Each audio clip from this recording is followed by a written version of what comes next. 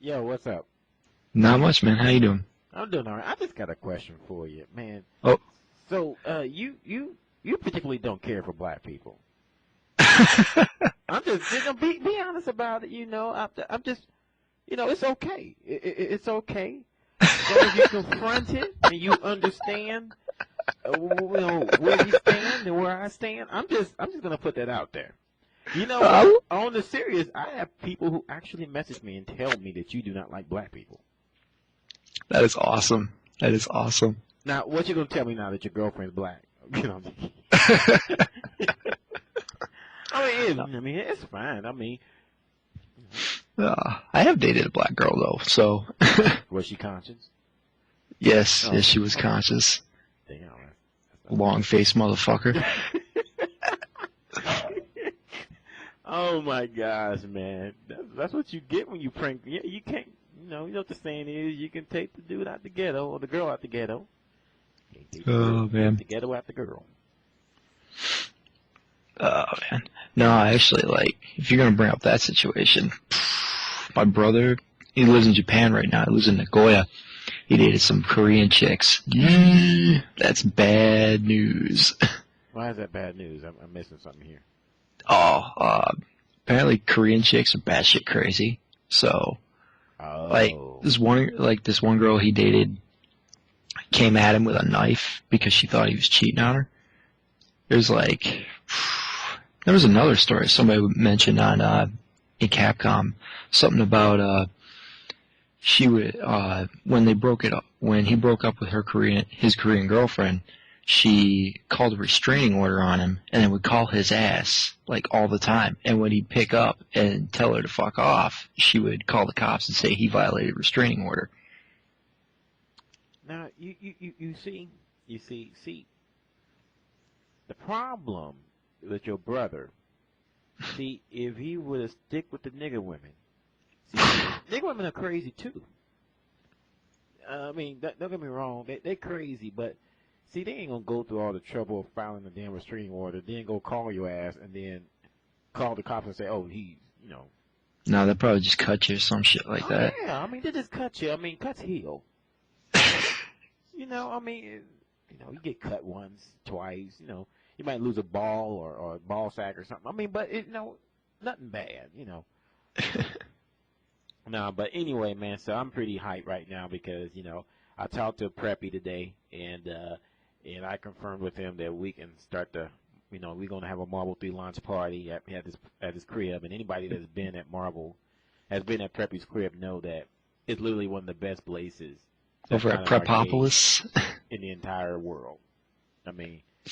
If you ever been inside his $500,000 house, yeah. Doesn't he work for Microsoft? Yeah, he works. Yeah, that's what I thought. So he does, and yes, I'm pretty stoked, man. I'm pretty stoked. So I guess the first thing I want to talk about is what Seth said about Jill. Oh, about how she's not like Marvel 2 Jill. She's gonna be a little more acrobatic. Not so much that is the fact that he said that she will be the fastest character in the game. Faster than X-23? Or I'm saying, I'm like, yeah. Damn. I'm thinking, are we talking about like Cammy, fast? How she was in Marvel 2, and yeah, this could be bad. This could be game breaking if this works out weird. She's gonna have to have next to zero life whatsoever. Thor would have to take her out in 3 hits or something like that if she's that fast. Just considering how that game's developed so far. Or she is that fast and then doesn't do any damage whatsoever off her attacks. I don't know, man. Because you know what? I was thinking that what may break her is the fact that if she can call out zombies and they can be used to zone and there's one of them is unblockable and all of that, and she's fast on top of it. Yeah. I think that's pretty. Well, we'll see how it finishes up. I'm looking forward to hearing more about what's going on. Maybe we'll actually see some video once in a blue moon here. But that's kind of what surprises me. We're less than we're a little over a month away, and we still have 4 characters to reveal, and then you got DLC on top of it. Yeah. Like, are we going to be seeing, like, I would like to see these videos up until, like, 2 weeks before, so... Let's see, they just revealed some last week, so next week is probably what you're looking at for the next 2? They got to be done soon because, as I understood it, that UK tour, they're going to be playing like the next to the final build of the game. So by that time, then all the characters must be revealed, at least for what's going to be in the game as we download it. But I mean, I can't see them drawing it all the way up until the week before the release because there's going to be tours and they're going. I mean. I don't know, man. I mean, it doesn't make any sense considering that they're advertising it that they're gonna be carrying on the new final build of the game, and for 3 weeks, like a 3-week tour of UK, which I'm waiting for something for us. I know they got to do something for them. I mean, they got to do something for us. But, I mean,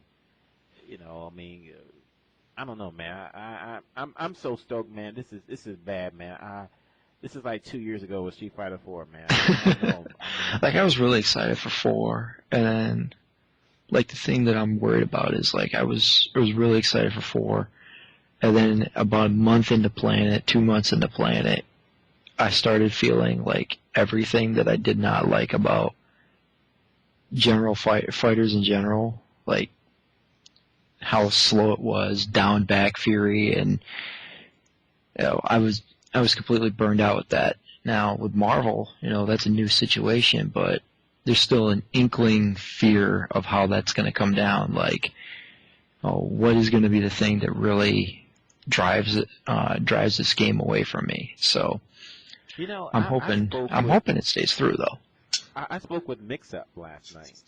The great Marvel player in Florida. Yeah, how is Mix-Up doing? He hates my ass last time I checked, but I'm not sure. He is warmed up, man. Cause he basically, tore me to shreds when the first build came out, the E3 build, and he was hot. He was not liking it at all. Now he's warmed up a little bit to it, and so he said he's gonna play it, and and he told Taquito bring that ass over, and he's just gonna hand it right back, So I'm like, okay. So yeah, man. I mean, he's wondering, and I think some of the Marvel players are wondering too. Is that will Marvel 3 will have the depth that Marvel 2 had, because, I'm like depth. I'm like Marvel 2 depth, but he says there's a lot of depth to it. I think that Marvel 3 will have as much depth as Marvel 2, just not in the same areas. I mean, yeah, I like the concept of depth with Marvel 2. It's like a lot of people, like Marvel players, treat Marvel 2 like their favorite TV show that they saw as a kid. And then you come back and realize after you haven't seen it in a while, and you come back and you see that it was really dated and just really not that great. But back then you have great memory of it. With Marvel 2, they've been playing this game forever, and they just keep playing it. They think it's great. But I'm having inkling that as soon as they get away from it and start playing Marvel 3 or whatever they move on to, they're going to look back at Marvel 2 and went, maybe this wasn't the best way of doing things. I mean, yeah, you can do all sorts of shit like what Maj and Magnetro was showing through all these videos, but how many times does that actually happen in an actual match? Like, yeah, some of it is really concept, But you know what? I mean, it's starting to happen in Marvel 3. Did you see the new video with Dante with his cross-up? Yeah, that was... I mean, that's gonna be stupid. That's gonna, I mean, that's not game breaking, but I'm saying this: he's gonna have stupid mix-ups, and I mean, because you could here the bad part was that the character was getting hit, even when he's technically not crossed up, and the character, you would look when you look at it, you look like you should just down back, you'd be fine, or back, you should be fine, but really, it's hitting on the other side. You should be holding forward, and I mean, it's like, oh God, It's already began. Already seeing. I can't understand that, man. I'm like, the game is not even out, and already we're seeing people breaking the game down, finding nuances in the game. I mean, oh man, I'm pretty hyped for it. I know the hype won't last that long because I'm no good at the game, or no good at fighting games in general. So, I'll lose some matches and then I'll get mad and leave. But Yeah. Until then, I'm gonna be pretty damn hyped. Yeah, I mean, I mean, I think it's just a matter of how early it is. I don't think there's going to be a balance issue. That's the thing. Is like the way everything is designed and the way that that game has come off to me is like every attack you do has a purpose. And there's like nothing that just looks really stupid and overpowered. Like you can tell where, in what general direction things are going to go. You know, in Marvel 2, it was like, oh great, well, I got an unblockable set up. Now I'm going to go into ROM, and I'm going to stay in ROM until it gets knocked out, and then I'm going to DHC into Hailstorm. You know, it's not so set in a pattern. Now it's like, okay, I hit medium. Now I'm going to hit fierce. Now I'm going to do, you know, jam session or something like that. You know, it's a branching pathway, you know, of what you can do for combos because the combo system is so loose and fluid. You know, everything feels like it has a purpose. It's not like, you know, you sit there and you don't, you know, you have 3 moves that you can use to be viable and like 25 that are completely worthless because they don't hit or they don't have enough of this or enough of that. So, I mean, I'm very excited to see how this game looks in its completed form. But right now, CES build, that just blows me away. Like, even when I was looking at Chris's level 3 and how stupid it, like, and worthless it looks on the top, but it looks like if you can just find a way to get a knockdown, you know, to knock down somebody and keep them down for a second, and that thing hits OTG for a lot of damage, and you can hit, if you hit with one, you're going to hit with all 3. So, I mean, it looks worthless now, but I think it's got a huge purpose in the future when people start figuring out the game. Plus, you know, one of the things is that some people were just asking about that, you know, about Marvel 2 or Marvel 3 versus Marvel 2. But the one thing that Marvel 2 didn't have is that it didn't have the foresight. We had 10 years to look back on what worked and what didn't work. And so that, and plus there's more fan input in this game than there, I mean, Marvel 2 didn't have really any during its development, not that I know of. So it's hard for me to imagine that the game is going to regress, you know, because, I mean, we got, you know, top players playing it, you know, literally throughout the development of the game, you know, and that's something that's, for fighting games, is really, you know, somewhat new, you know, started with really Super Street Fighter 4 going forward, and, sorry, man, there's no video, you know, plus, you know, I'm not really wearing any clothes, so you really don't want to see my camera right now. But, anyway, but, you know, it's hard to believe that the game is going to regress, or anything like that, because, you know, there's been so much input, because you could tell between the builds, there's so much has changed. I remember when Hulk was useless, when Thor was useless, and everyone was talking about, you know, man, and then look what happened, you know, we get this build, Hulk is, you know, godlike, Thor is a lot better, you know, and plus, even if the balance isn't perfect, you know, which it won't be, but even if the balance was not as good as we hope to be, I mean, this is 2011. Balance patch for the win. You know what I'm saying? Something that didn't exist in Marvel 2, you know, was not an option, you know, so, you know, I think that whole thing is sort of kind of overblown, you know, it's, I mean, you know, if something comes out there and there's characters that are too overpowered, way too overpowered, or way too underpowered, they'll fix it, you know, like they did with Super Street Fighter 4, you know. People may not like the game, but you can't say that the game is terribly unbalanced. I mean, you ask someone who's the top character in Super Street Fighter 4, you're likely to get 5 different answers, depending on who you talk to. You know, so I'm I mean, pretty sure a lot of people are just gonna say Rufus, though. So, but you know I what? mean, But even with Rufus, you know, he has clear counter picks in the game, and you know, so I mean, I think that's at least with Super Street Fighter 4. The thing about that game is that the way that AE is turning out to be, you can't play one character if you want to like win a major tournament. You're gonna have to play at least 2 characters. I think that's the way it works out too. Well, I don't know exactly. I don't know exactly how I would feel about the way they're doing balancing. Like, in my opinion, I don't think you need to learn. Like, in order to balance a game, it should be that there are hard counters to characters. I think that every character should be viable in some certain way. So, you know, everybody has something to stop everybody, you know, or something to slow down everybody, or something of that nature. I mean, you know, just saying, well, Zangief's really strong, like, super strong, but El Fuerte or something. El Fuerte is a strong counter for him, so the game is balanced now. That ends up to being a lot of problems because as they're seeing in hold on for each as they're seeing for each version of 4, with each version of 4, every time they add a new character, they got to rebalance the whole fucking game for that one character. Hold if on, they I gotta respond to something. Wendy, I mean, dude, your mama looked like a pregnant Morgan Freeman. All right, stop giving me flack. I'm right. This is Bunkei. All right. Hi, I'm Shin Dog. All right. Go ahead. I'm a little under the weather, but I'm all right.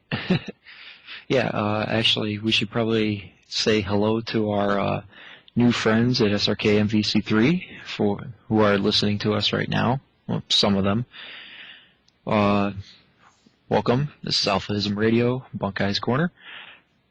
Yeah, let me actually introduce myself because I realize that there's a lot of people in the SRK Marvel 3 channel that may not have heard of my show. Where the fuck have you been? But I'm the original. Before all this shit started with Gutex and Mike Ross and all the shows out there. No disrespect to them, but I was the original. No one, Yeah, I know. Chin got the sexy voice, Yeah, I mean, I am pretty godlike. But I got the big dick, so that's the key.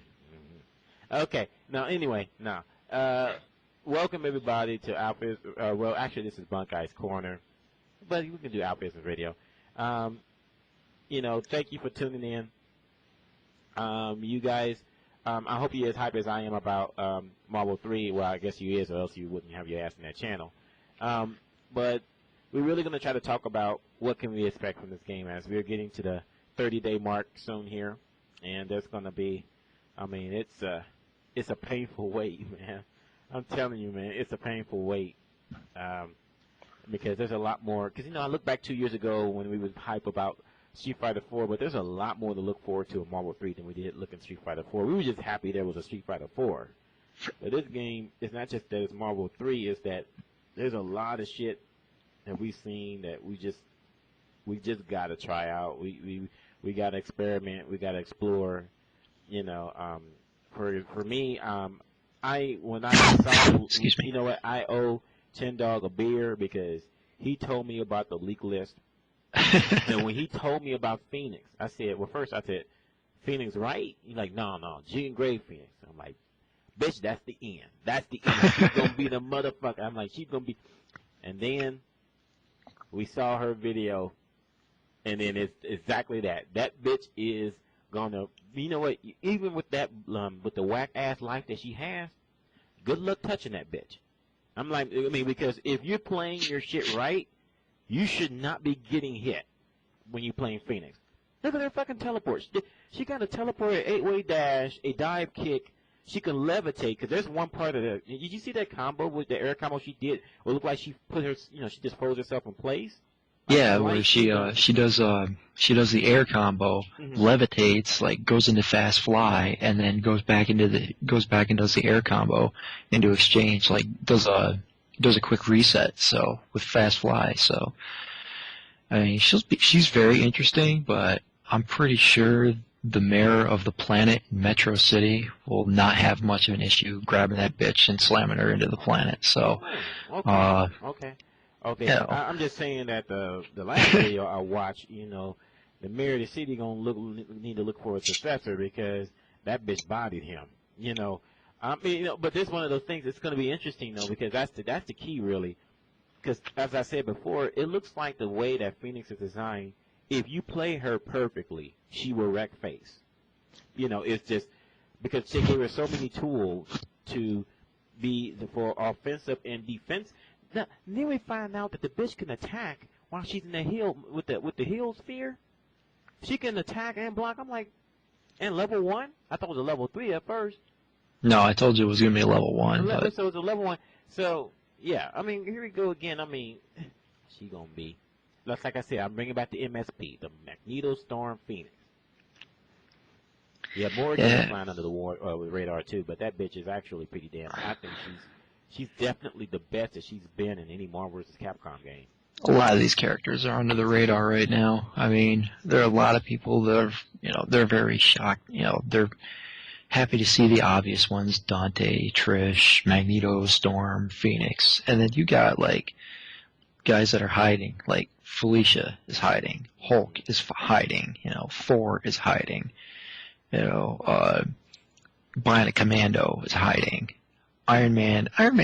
A lot of people get a lot of respect for Iron Man. You He's mean Magneto? fast as hell, but there are so many characters that people are sleeping on right now, and that's just how it is. It's like the game came out, like it started with like 4 characters, and then another 8 were introduced, and everybody's like, those are going to be the best characters in the game. When Dante got introduced, they're like, this is going to be the best character in the game.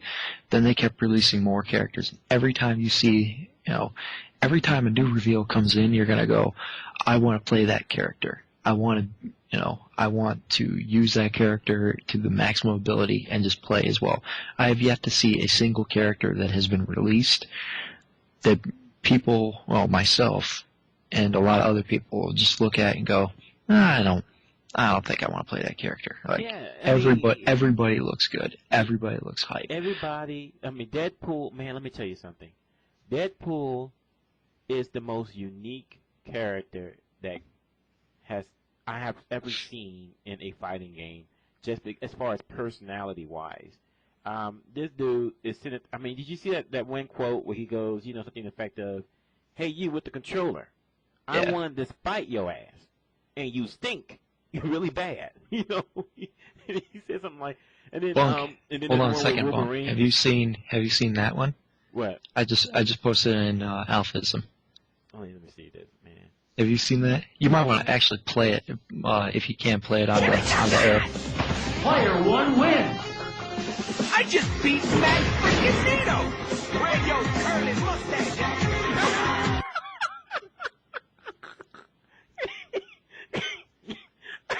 Oh my God! Oh my God!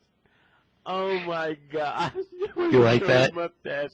Oh, are you kidding me? Are you kidding me? How much money did Capcom pay Yice to do that in there, man? Oh my gosh! No, I didn't. I heard about it because I saw the one I saw was a Wolverine, where he was like, "You said I just beat fucking Wolverine." Yeah. Oh man. And then there's one part where he's talking about.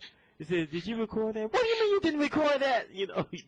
No, there's another one. He goes, So you like that, Capcom? Am I going to be on the cover of Street Fighter? Right? Oh my God. It's so funny. I hope that they add more in the DLC. I hope they didn't keep on, because some of this is pretty damn epic, man. I just hope you can choose your win quote, because then just like you can in Street Fighter, No, I think it's going to be dependent on who you beat. So yeah. That would be great. So make sure that if you play somebody, hey man, play Magneto last. Yeah. Beat your ass and then No, it's just like when you look at this game and you look at characters like Deadpool, MODOK, Bionic Commando, Arthur, all these characters that people are like, how on earth are you ever going to be able to use them? Create characters that are actually funny and they're actually really solid characters and true to their original incantations. It just makes me wonder why the hell anybody would say, yo, we cannot put Phoenix Wright in this game. Like, it's not fucking possible. Look at what they've done. They put MODOK, they put a flying head in the game, and it works. And he's beast. You can't add a lawyer that can't style on people. Come on now. Yeah, you know what? It's one of those things. I believe that you will see Phoenix Wright, as a DLC, along with Cyclops and Mega Man eventually, and and I hope that we also see some more original as well. I mean, because the original characters are so damn good. One thing I noticed about Marvel 3 is that something that Keith said is that the guy who's producing it actually plays. Like, Yeah. not bad. I mean, Yeah, Nitsuma's actually pretty decent from what I've been told. So He was pretty good at TVC actually. I played against him at Comic-Con 2 years ago. He was pretty solid. So, you never know. But yeah, like I want to see like Deadpool, Ghost Rider, Luke Cage, and Black Panther. Marvel just has so many. I don't want to see a whole lot of Marvel 2 and Marvel 1 characters, just in the fact that Marvel 2 was basically the X-Men plus Marvel superheroes game. Mm-hmm. Like half the characters were X-Men characters, and well, 3/4 of those characters were also useless. So, I mean, really, do we need to have like Marrow and Gambit and Silver Samurai? I mean, Spiral. I like Spiral. I played Spiral in Marvel too, but really, like, how relevant is she in the game? Is she in Marvel right now? Like nothing. Especially when you have characters like Doctor Strange, Silver Surfer, Green Goblin, Doctor Octopus, yeah, plus, Red Skull. It's one of those things where also sort of. Something else you got to keep in mind is that some of the DLCs, when you look at these characters, especially on the Marvel side, you may be looking at a future movie.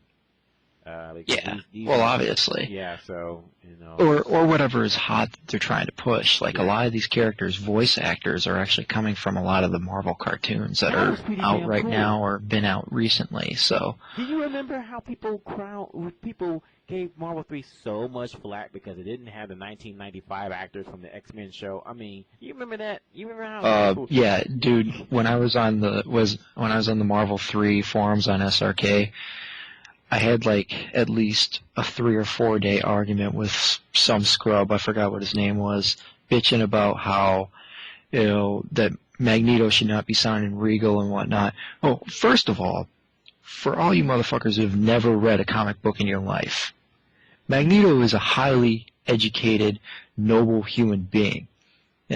He's of Austrian Jewish descent. He's gone to school at Oxford. He is the most educated motherfucker you will know. That's why he's Charles Xavier's best friend. He's going to have a British accent or something of a regal European accent. He's not going to sound like the Snidely Whiplash, grunty, gravelly, I have 37 marbles in my throat, voice that he had in 1995. It's not going to be that way. Get over it. Yeah, I mean, by the way, it's kind of, because I loved Ian McKellen as Magneto, even though people said he was too old to play the part.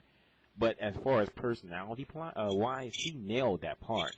Oh, yeah, it was so good. It was so, it helped though, because Patrick Stewart, he was always going to be Xavier. If he wasn't going to sign on, there was never going to be any X-Men movies. Ever since we saw that dude in Star Trek, we knew that he was going to be Xavier, if they ever make an X-Men movie, But they've acted on stage together, and people tell you that the hardest acting ever is on stage. It's definitely a different animal. So, they've acted on stage doing Shakespeare and shit. So, I mean, so you can see the chemistry between them in the Marvel movies. It's great. It was just great acting. It's rare to see that in a comic book adapted film. Most of the time, the acting is pretty damn bad. It's all about the action, but there's actually some really, really good one-on-one between Magneto and Xavier in the first 2 X-Men movies. That was just great acting. You just can't, it's something that you just don't see every day. Yeah, exactly. I mean, like seriously, read House of M for fuck's sakes. The man created his own class, like his own nobility class. He is going to sound regal, for fuck's sakes. Please, please, please, like, get your head out of your ass and read a comic book. He's not Snidely Whiplash gravel voice, I have 37 dicks in my mouth. I'm so super regal, and I'm so much better than you. So, I'm rant over. I mean, like, every voice actor is really, really good. Like, none of them bother me right now. Like, they're all perfect in my mind. Yeah, I mean, and when they got Jennifer Hale for Phoenix, I was like, oh wow. And you know, and it's interesting that just going back to the personality. That see, Marvel 2 reminds me. Marvel 2, from a presentation aspect, sucks. Marvel 2 is like a Mugen game. You would think that it is a Mugen game. I mean, yeah, it's just a legalized version of it, right? You know, it's a legalized.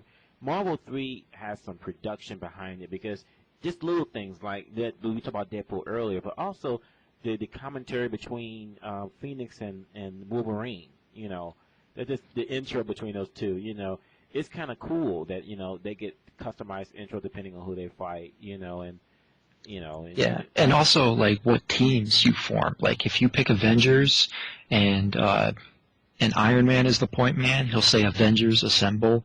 You know, I'm sure that there would be some kind of stars mentioned if you picked Jill, Chris, and Wesker. Mm-hmm. You know, I'm sure there's a X-Men theme and whatnot. You know, a lot of these guys, like everything comes together and it feels like it's a cohesive universe. In Marvel 2, it was okay. We made like 6 games. And we're losing the license soon. So let's take all the crap we did from 6 games and throw it in. All right, we'll make a couple extra characters. Screw it. Now, what are we going to do for a story? I don't know. We'll bullshit something. Well, what are we going to do for backgrounds? Hey, we got a 3D generator. We're messing around with some of our new Dreamcast technology. Let's just throw that in there. All right, we're done. Now, hold on a second. We can't fill this on a disc. All right, let's take some animations out of some of these characters. You know, like the Sentinel guy. You know, we could take some of these animations out. You know, or what about balance? Won't his moves be faster? No, everything will be all right. You know, so and that's what happened. You know, it was like Marvel 2 is by far the most hack-eyed, like lack of quality. Yeah, I argue it's Capcom's absolute worst game when it comes to quality. And some people will say, "Oh, Capcom Fighting Jam." You know, Capcom Fighting Jam is pretty close, but I think Marvel 2, just because people have enjoyed all the broken shit because it was just so poorly made, have enjoyed it more because of it.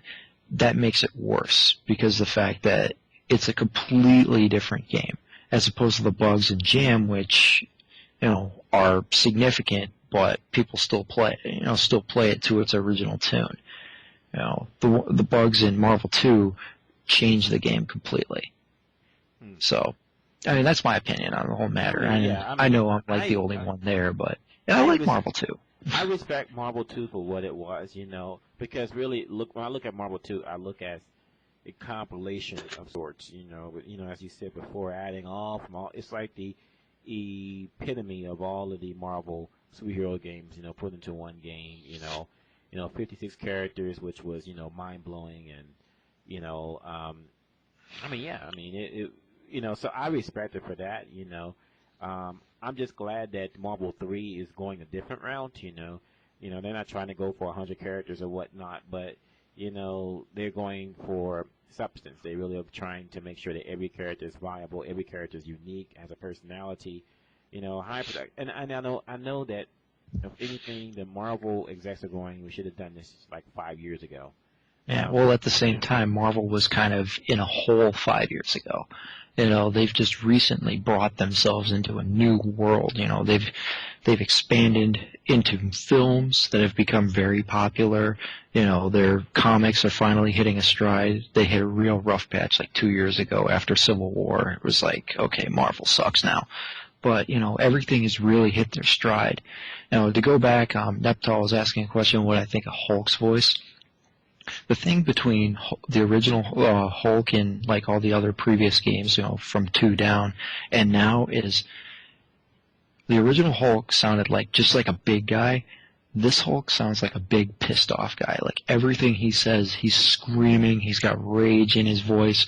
He just sounds like he's just ready to rip someone's head off. So I really enjoy how the voice actor, I don't know who the voice actor is for Hulk, but how they've really how he's really captured the characters' emotions all in through just little things like yelling Gamma Crush or Gamma Tsunami, you know.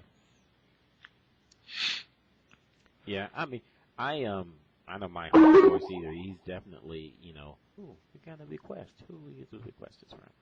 We got someone new? Oh, it's Guy from Capcom. Okay, cool. Oh God. Oh, have you spoke with him before? Yeah, I was my whole little rant on Magneto was brought on for Mr. Smash Brothers over here. Oh, okay. Let's keep it clean, folks. You know. So you know that's cool though. So, yeah, Guy, you can come in at your own peril. Just call into the show, and I will add you to the conference.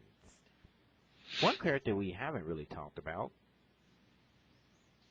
is Taskmaster. Yeah.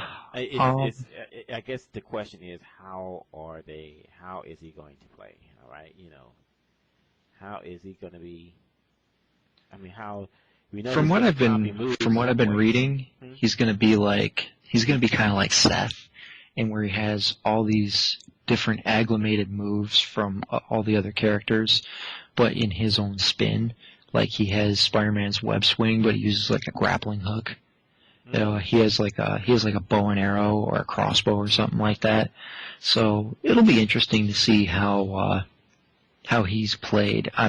It's still up in the air in my opinion on how he's going to come down until I see what he's supposed to be representing and like his feeling, his flavor of it. Because if he's another Seth, it's going to really just turn me off to playing him. I don't want to play another Mokujin Seth type character. I want somebody unique that feels unique.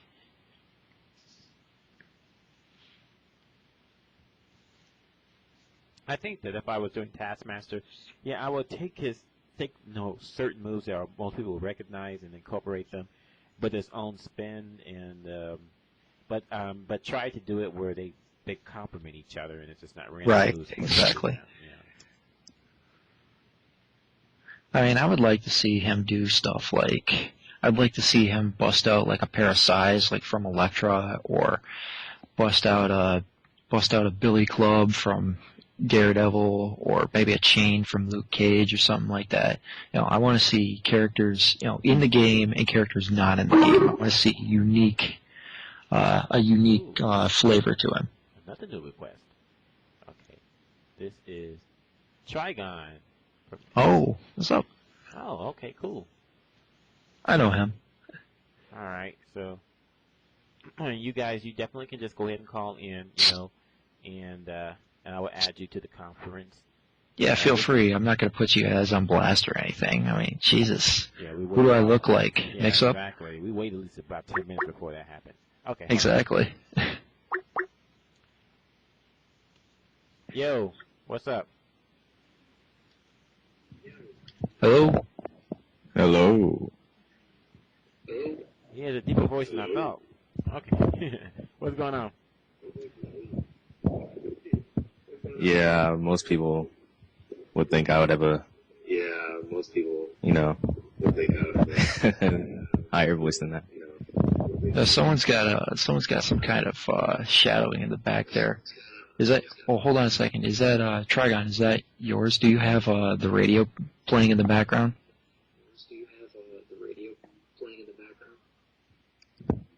I don't think he's in the conversation yet. Oh, okay. Am I talking to Guy then? It might be I see Civilized Rat. I don't know who that is. Yeah, that's him. Okay. That's me. Yeah, Oh, that's you? Yeah, I think you got the radio going in the background, so. Yeah, somebody's got the radio going in the background because I hear it. Yeah, It's kind of distracting.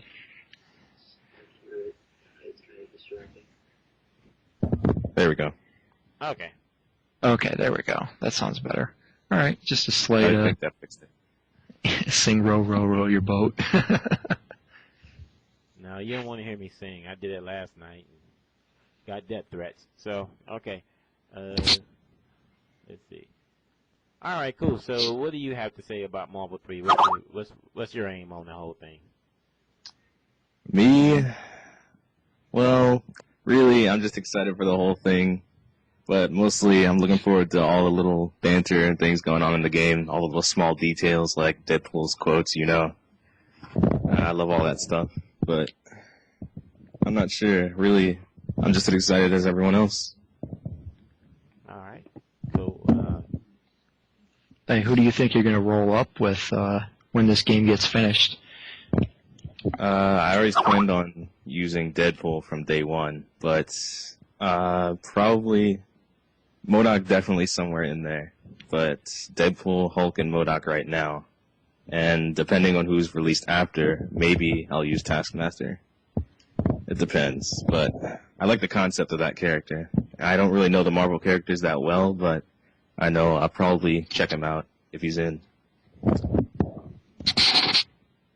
Yeah, we haven't really talked about Akuma very much. Like, we always keep talking about Taskmaster. There is another secret character that we've, really haven't discussed at all. Like, what is he going to be like? What's going to make him different from Ryu, other than Raging Demon, obviously? Well, the only uses I ever saw for him in MvC3 was as an assist. And then when he was pulled in, he usually died. But I wasn't that big on that game, so...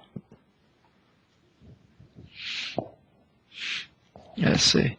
Bunk, you still alive there? Yeah, I'm still here. I'm just. Oh, okay. I was just handling something. I think that interesting enough, there got to be something about Akuma that because when you look at Viper, you see she does not play anything like her Super Street Fighter 4, So I mean, it's. Hey, what's going on, man? Let me let you into the conference. All right, man.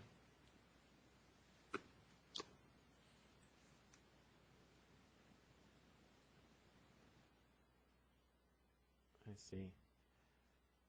Uh-oh. Hey, you have to call me right back. All right. All right.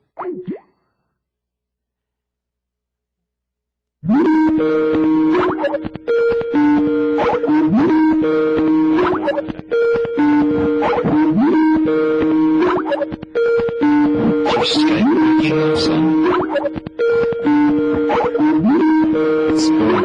Bear with us, guys. We got some technical difficulties. It looks like Bunk's Skype is going insane on him.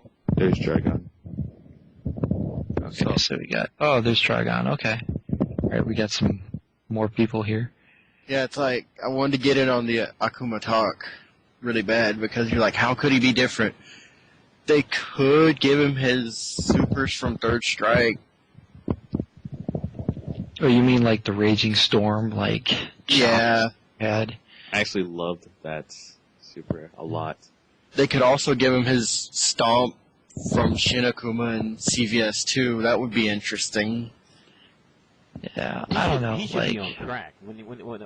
He should really be all over the place. If they, I honestly thought that he should be borderline, borderline on crazy, just because we're using the game. He should not be just Ryu with a Raging Demon. He needs to really be his own. And I mean, I look at Cyber Akuma and Marvel Street Fighter. I'm like, yeah, he should be like that. Someone all over the place. Big ass fireballs. Raging Demon should, take off mad health, all of that stuff. Of course, his health is not going to be that great, but he needs to be. He should be. I agree with that. Yeah. I mean, I think, like, Akuma, like, the worry that I have about it is, with his Third Strike abilities and the Stomp and whatnot, that's all ground attacks. This is Marvel, where you have Super Jump and Air Dash and 8-Way Dash and Fly Mode and 30,000 other things you can do to stay away from the ground. That he made me needs just... more viable tools. That made me just think of something. Sorry. What happens if he can also aim his air super now and it just throws mad fireballs everywhere that you hold the stick?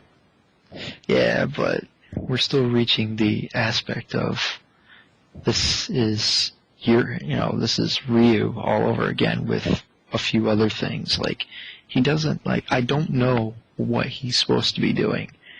Like, nothing comes to mind. Nothing impresses me about Akuma and what he's supposed to be doing. I would, if anything, give him an air demon or something like that, something that he can work with in the air, because without air, he's going to be garbage. I see what you're saying there. Yeah, he needs to be able to rule the air. Ooh, someone said demon flip. I wouldn't see that in a Marvel game. I can't. I thought about that too. A demon flip would not be a bad idea, though, because if you accentuate the demon flip, like he does a flip and then just slams him into the ground or something like that, that might work out. It's just a matter of how it would come across. Like if you accentuate everything to be ridiculous, you have a much better chance of it working out in a Marvel game.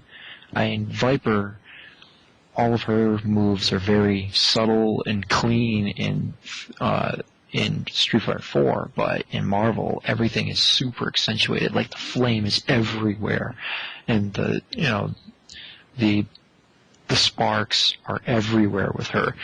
So as long as it stays ridiculous, it might have a chance, but it's just going to be a matter of, like, what the hell are you going to do with him? There's only so much that you've got that Ryu already does. And I think that's the objective of this game, is not to create a single clone, but to create unique characters. And Akuma just seems too much of a Shoto, Nothing seems normal. Like, even X-23 does not feel at all like Wolverine. She-Hulk does not feel at all like Hulk. If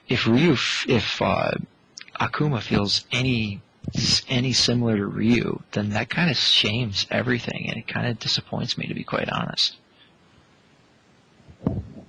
Well, one thing Ryu doesn't have is good mobility, and that can be added to Akuma right there, both with his teleport, demon flip, and his Tatsu. He should be really fast. Because that's the price. That's the good part. Because the bad part is he has bad health, but the good part is that he is an offensive monster. So he should be fast, and he should be. I think that they really should give him. Everything should, as he's saying, everything should be accentuated. Everything should be exaggerated. Whatever works there. I would love to see his teleport should be really fast. I think that his Raging Demon should be just like it was in Marvel Street Fighter for Cyber Akuma, where it goes real quick. It's right there. If you flinch, you're gonna get hit. He should be borderline cheap, basically, what it boils down to. Because anything less than that, he's not gonna be viable. Yeah, really, they painted themselves into a corner with that. To be quite honest, I would prefer you take Akuma out and you put Claw in. I think Claw would work way, way better in a Marvel game than Akuma. Because he already jumps all over the place, He rolls and he jumps and he throws things, and he's just really ridiculous. You don't have to make him a charge character, though, you can make him a small charge character. Guile worked somewhat okay in Marvel 2, and he didn't have charge moves for his supers, so it was all rolling. So you can modify it, make it work out. It's just, how do you want to do it? Instead of Viper, you can do El Fuerte. Not instead of Viper, but instead of Akuma, you can do El Fuerte. You can do. I'm just trying to think of every Street Fighter character. You can do Yoon or Yang. You could do. I wouldn't say Bison, because Bison, once again, you've got the charge issue. So I would say Blanca, but you got the charge issue.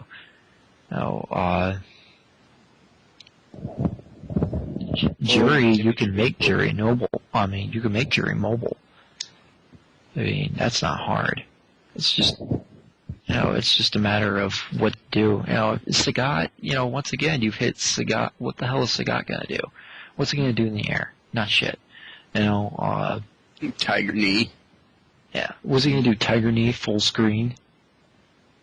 Right. Jury, you can at least do stuff like dive kicks and stuff like that. So, I mean, maybe even Rufus. I don't know. I don't see anything Akuma is going to bring to the table. I just don't.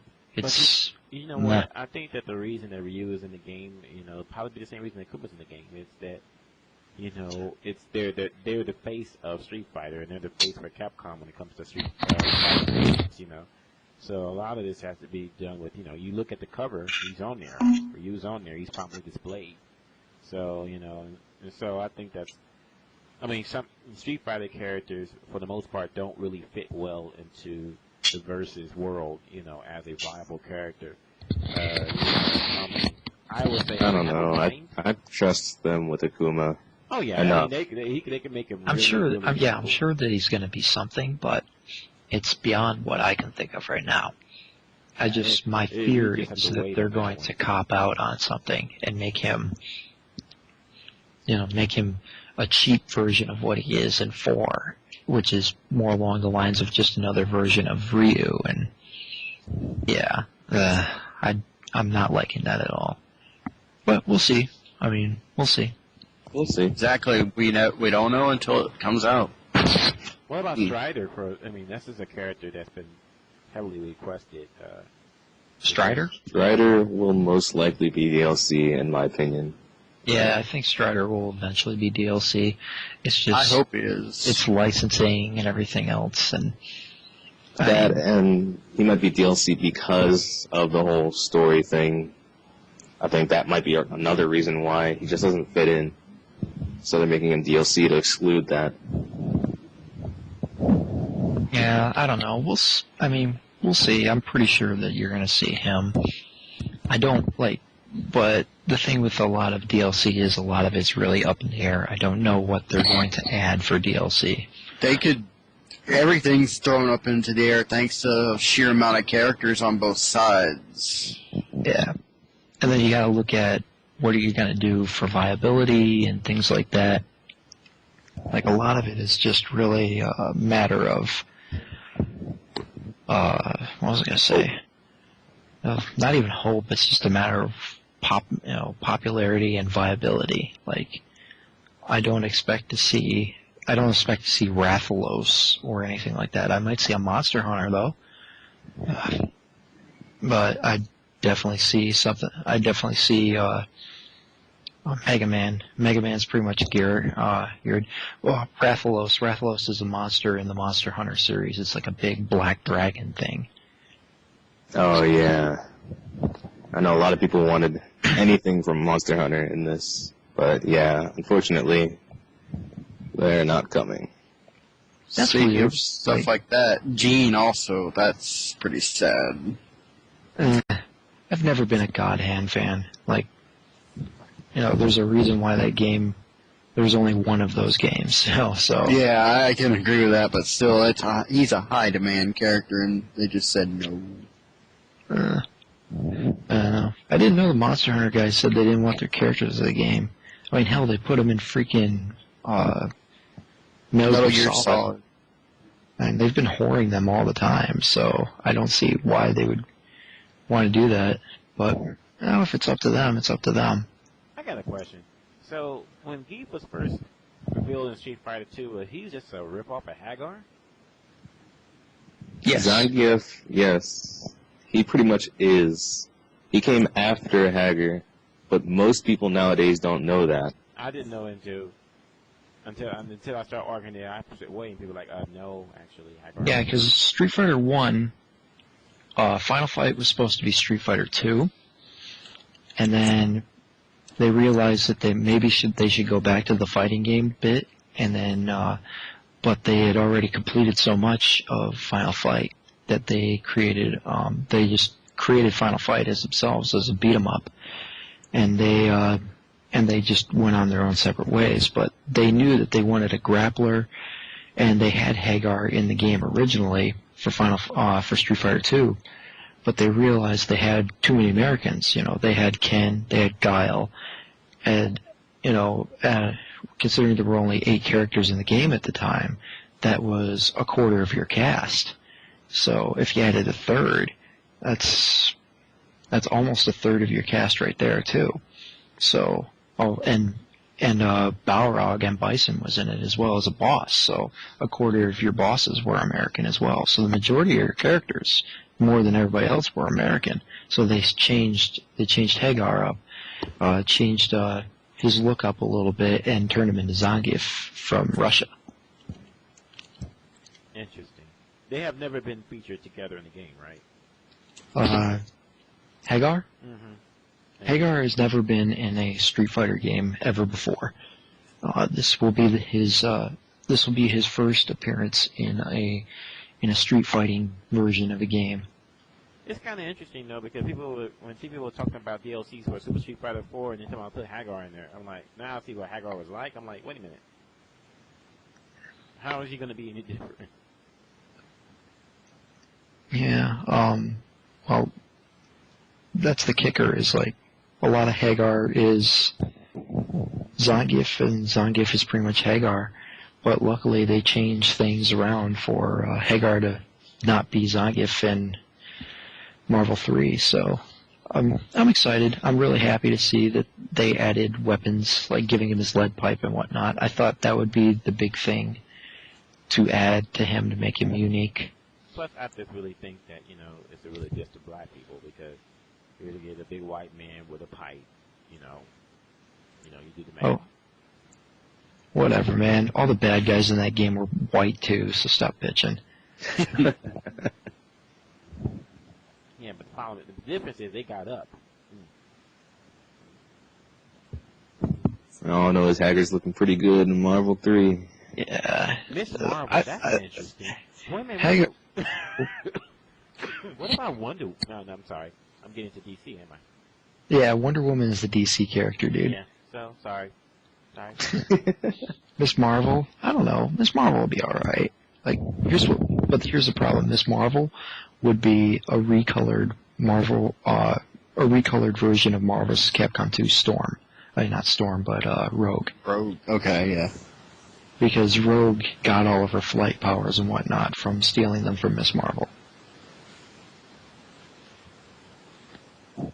So, I mean, if you want, it might work out, but in the way this game is going, I don't know what exactly she would bring to the table other than filling the Rogue gap without having the cool gimmick powers that Rogue had on top of her. So, can we talk about the Darkstalker character? Well, someone's got some real bad static. I don't know. It's Benji. It's his window thing's lighting up blue. Yo, Bunk, fix that. It's annoying. I see. I thought that was me. Bunk's mic's been going in and out for the past 5 shows. He's too damn cheap to buy another one. There's nothing wrong with my mic. I still haven't gotten a headset yet. Also, you know what Miss Marvel would be? Pretty much a She-Hulk with flight.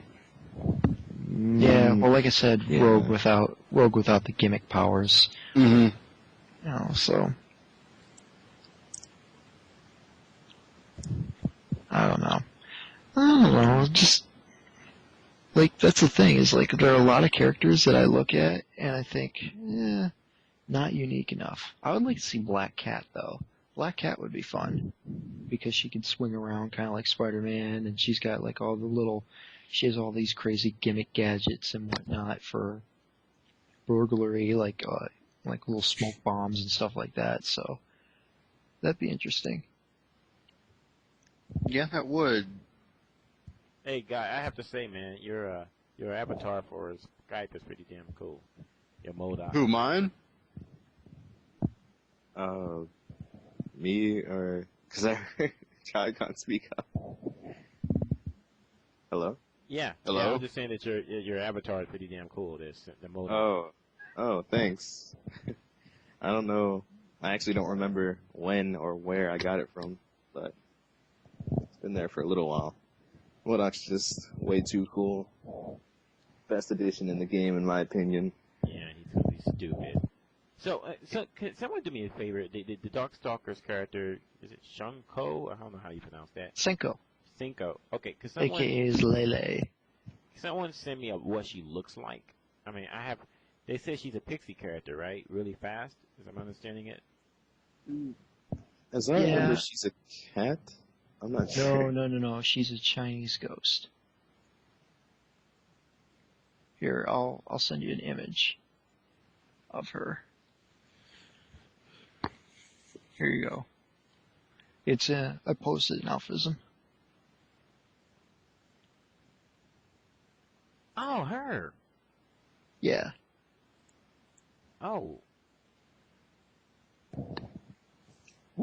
Yeah, she's very interesting, especially in Vampire Savior. She's got like she has a regular air dash, and then she has like a swinging pendulum move where her hands turn into axes, and she swings across the screen with the big fucking axes across, and it's really ridiculous. You know, her supers like involve this big weight that she can drop on somebody OTG or regularly, knock down, and then after the weight drops, all these like spike balls and stuff like that drop from the ceiling. Now, she's got all sorts of really, really crazy like throwing moves and stuff like that. She's pretty fast. She's not like the fastest character in Vampire Savior. I think that's like Queen Bee, but she's quick and she's got a lot of mobility and a lot of really crazy blade type moves. A lot of projectiles and stuff like that. She's got some pretty nice reach too with some moves. Yeah, a lot of her moves have really, really solid reach. She's a very, very good character. She's just kind of strange, but then again, it is Darkstalkers. So yeah, she has the gong, which is almost exactly like the Tron Assist. Only it reflects moves back, like projectiles and such. So. Interesting. Oh, and the projectile that gets sent back, if I remember right, it gets sent back slow, so you can actually follow with it. She sounds pretty interesting to me. Yeah, I like how Phoenix can like let one of those fireballs go and then teleport behind you, and then it just comes and kills you right in the middle of a combo. Yeah, well, we'll see. We'll see what Phoenix does. I still have a pretty good feeling that she's going to get lit up by a few characters, like just because her health is so low and everybody else can move as fast as her. So, I mean, it really depends. I mean, that's why she needed Healing Shield. She really needed Healing Shield because her health is that terrible. I'm still debating whether she should be on point or not. It seems very risky, since she dies so fast and she does not have Dark Phoenix backing her up until she gets 5 bars. Wait a minute. What is this about Dark Force gives her super armor? What? Okay, you know what Dark Force is, right? Have you played Darkstalkers? Not in a long time.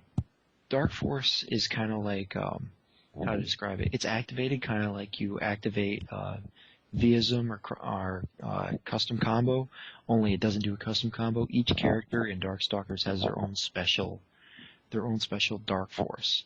With hers, if I remember correctly, Senko is actually 2 characters. It's a ghost and a female and a village girl. They actually split, and she creates she has like super armor on everything, and it's really crazy. I don't play Senko very often, but it's like she gets in this crazy mode where she can do a lot of damage and have super armor on pretty much everything she does. So it's very she's very interesting in that aspect. It's kind of like is kind of like Morgan. Her move is she's got her own Dark Force. Her Dark Force is the shadow comes from behind and mimics whatever attack you do. And let's see, I'm trying to think of. I don't know if Felicia's got her Dark Force in. I don't see much of Felicia, so.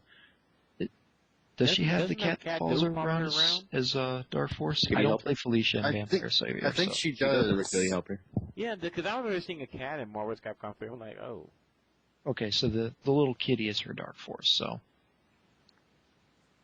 I just gotta say her level 3 is kind of hilarious with the one that's curb stomping you while you're on the ground.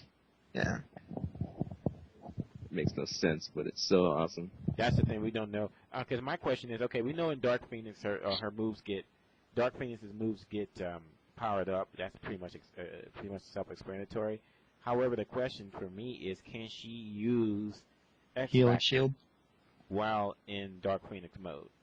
I think she can. I mean, they showed her being able to use the Phoenix Flight super, which is where she had the giant Phoenix flame go across. So I'm assuming she can do everything. So We still haven't seen if when she runs out of health, if she actually dies, or if she just ends up with like Pixel Rage with all red life. Yeah.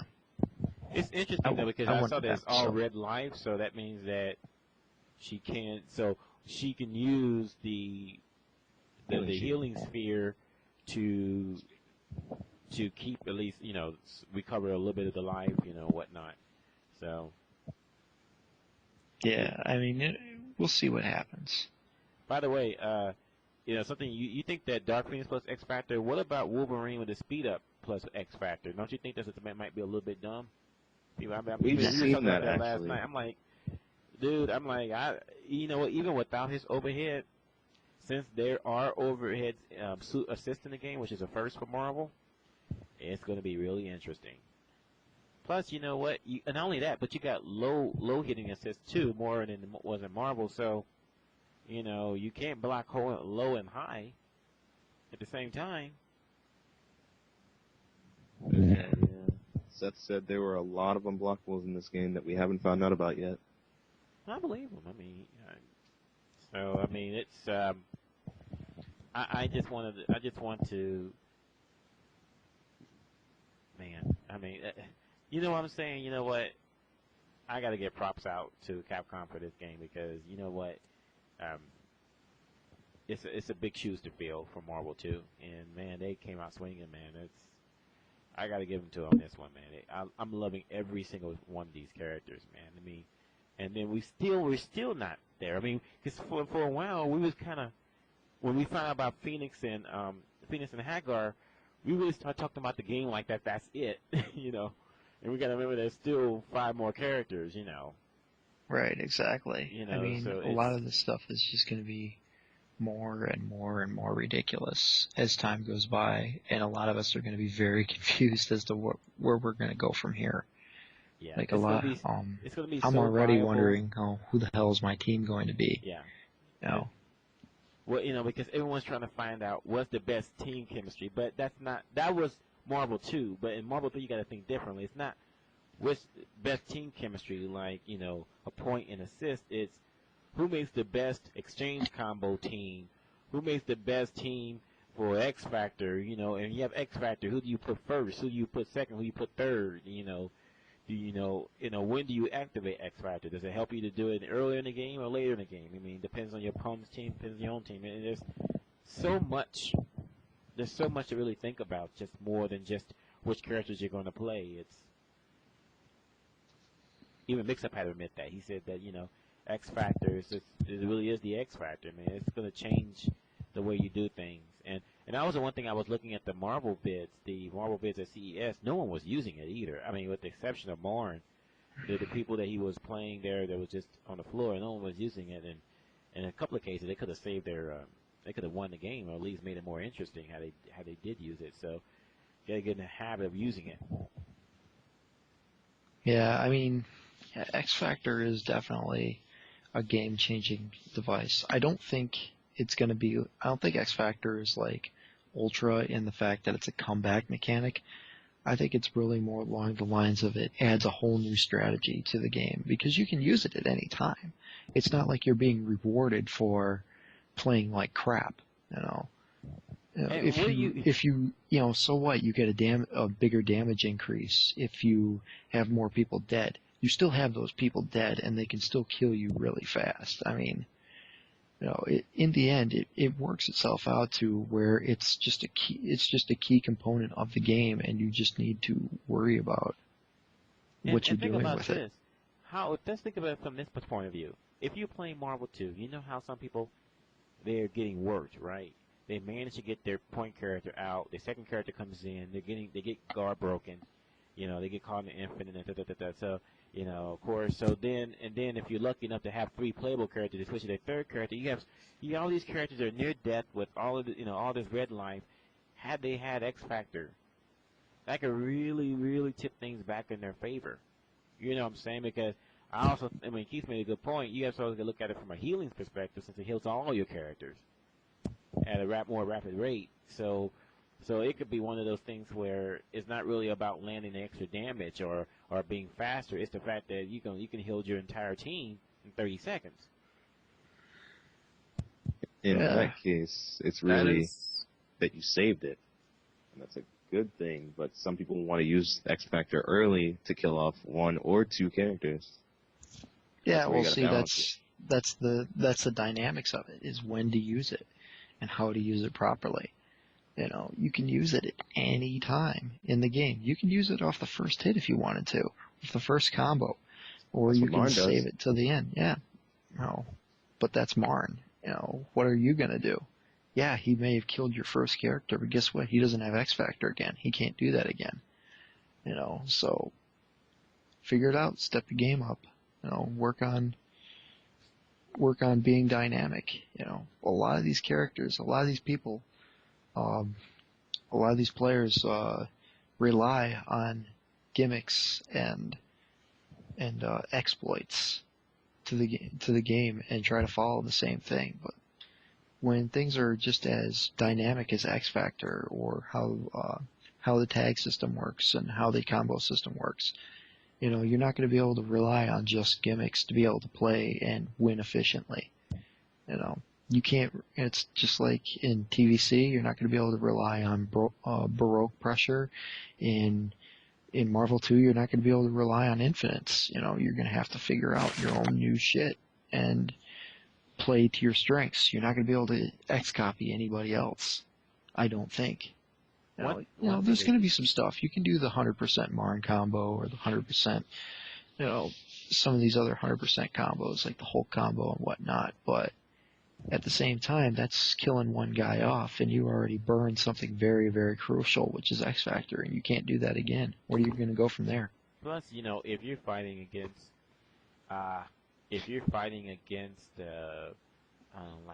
if someone has Thor or Hulk as their second or third character, see, that's a situation where you might want to keep X Factor, because you might find later in the match you're getting your head smashed in, and you need to be able to level the playing field by being able to inflict as much damage on Hulk as he's doing on you, and you want to save it. But then again, if you're playing a character that is a pixie character, more like Rushdown and whatnot, and it may be worth it to kill that character, because you may not want to see that character come back at near the end of the match and wreck face. So it depends so much on your characters and what your opponent's using. There's endless possibilities there. You just got to make it count. Yeah, this is definitely an exciting time for all of us. Definitely an exciting time. This whatever people Street Fighter 4 did not bring back into the fold, I think Marvel will bring the rest of them. And I'm telling you, I think Marvel is going to beat Street Fighter 4 by Evo. Yeah, I think Wizard it's was going to talking have about more that people. earlier. He was saying that he's projecting 1,500 people for Super Street Fighter 4 and 3,000 people for Marvel 3. Yeah, we'll see about that. I think he is just screwing around. I don't know if he's going to get legit 3,000 people, but can't count them we out. already know. It's now outside the realm of possibility, so we'll just have to see. yeah.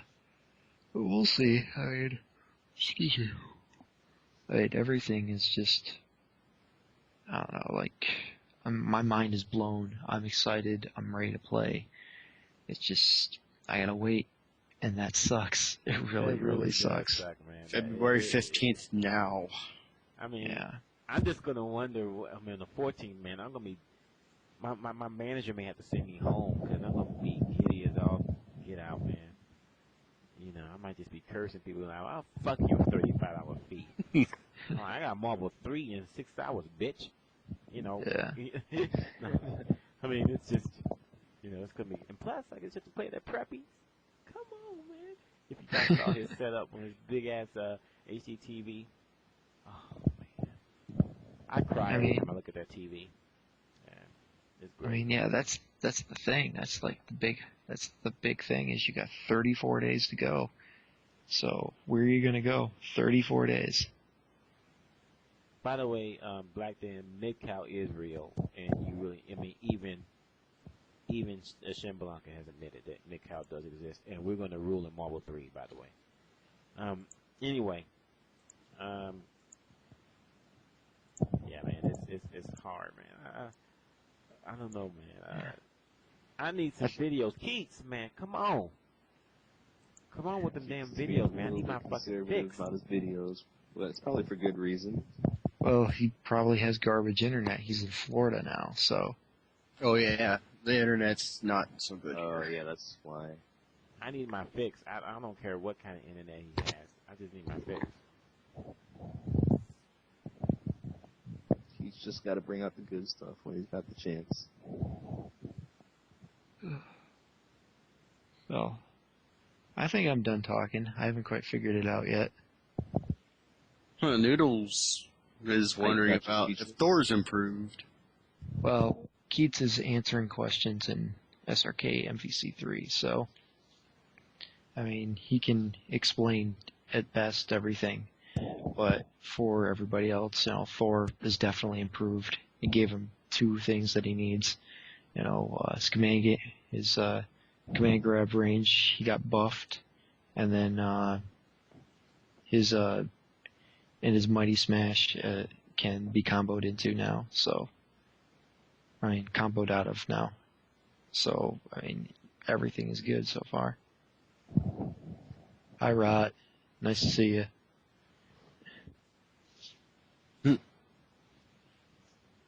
Yep. I got you speechless. Well, it's good that Thor's improved because any other video I've seen, nobody hardly plays him, and it's like, can't tell what this character's like. No one's playing him. Oh, I think we might actually get Keits on the show. I mean, Keits can answer all these crazy questions. That would be nice. Excuse me. I'm gonna get something to drink. Yeah, so everybody take a brief commercial break, chill out, you know, get something to drink, relax. I'm gonna go. Holy shit, it is snowing like the Dickens outside. Oh god. I thought you said something else, never mind.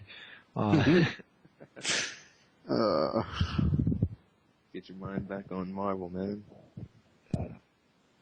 You have not been an average contributor to Bunkei's Corner, have you? There are several unique conversations, nonetheless, that we have here. Yeah. Just listen to some older ones. Talk to Neptal about listening to some older ones with Deadly Rave Neo. You will understand. Gotcha. Yeah. I'll just say I hope you enjoy porn in the background of conversation. Maybe. I can't hear crap on anybody's background. Yeah. Well, alright, let's take a little bit of a break while Bunk is getting something to drink and Keits is getting prepared, hopefully, to come on real soon. And I will be right back myself. I'm going to go get myself a Coke. I'll be right back. Alrighty. Okay, so there's basically 3 inches of snow outside. And, interesting. I was going to try to get something to drink, but no. I don't need that much. Snow says no. Yeah, but it doesn't rule up here because in Seattle, nobody knows how to drive. It's snowing pretty hard outside right now. And there's a lot of hills. Man, the X Factor talk just got me thinking, though. It's like there's a whole lot on your plate whenever you come to think about what to do with it. You know what? They really got something going with X Factor because at first we thought it's just a power-up mode, but it's more than that. You know, it's because the way that it heals you, it makes you really hard to kill. You can't even get chipped with X Factor because because the X Factor heals so fast that because but on the same token, Storm with X Factor, if she lands hail on you, it's going to take a whole grip of damage. If you block it, you still going to take 25-30% damage. I haven't seen that yet. Yeah, I need to watch more because videos. you see how much chip it takes regularly with X Factor. If she gets hail on you, you block it, you're going to lose 20, 25, maybe 30% of your life. Yes, level 3 KFC does look very beastly. Lasts a long time. Yeah. Hulk got a really easy 100% combo, which that's another thing, man. Because if you think about it, one thing that Seth said, did anyone catch this? On the exchange combo, when you tag the character in, did you know Your they mic reset is the damage? spacing out. Your mic is just all over the place. Oh, you know what that is? That's freaking Skype. Give me 1 second. I bet it is. Yeah, your voice is just cutting out a few times here and there.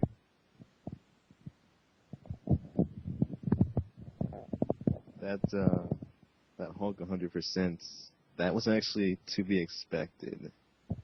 But I didn't think we would find it so soon. Is that better?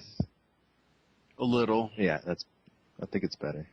Okay. I was just saying that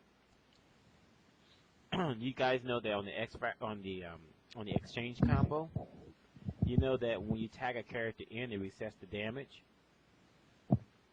No, I did not know that. Wait, what was that? So when you do an exchange combo, when you tag another character in an air combo, it resets the damage. So if you really think about it, if I had Hulk as my second character, and I activate X Factor, and I do and I land a combo into an air combo and switch Hulk in, I can easily kill you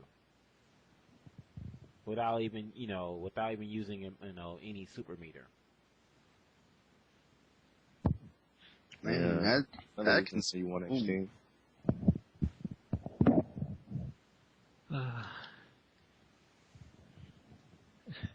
Keits is already fueling the flames of trolls.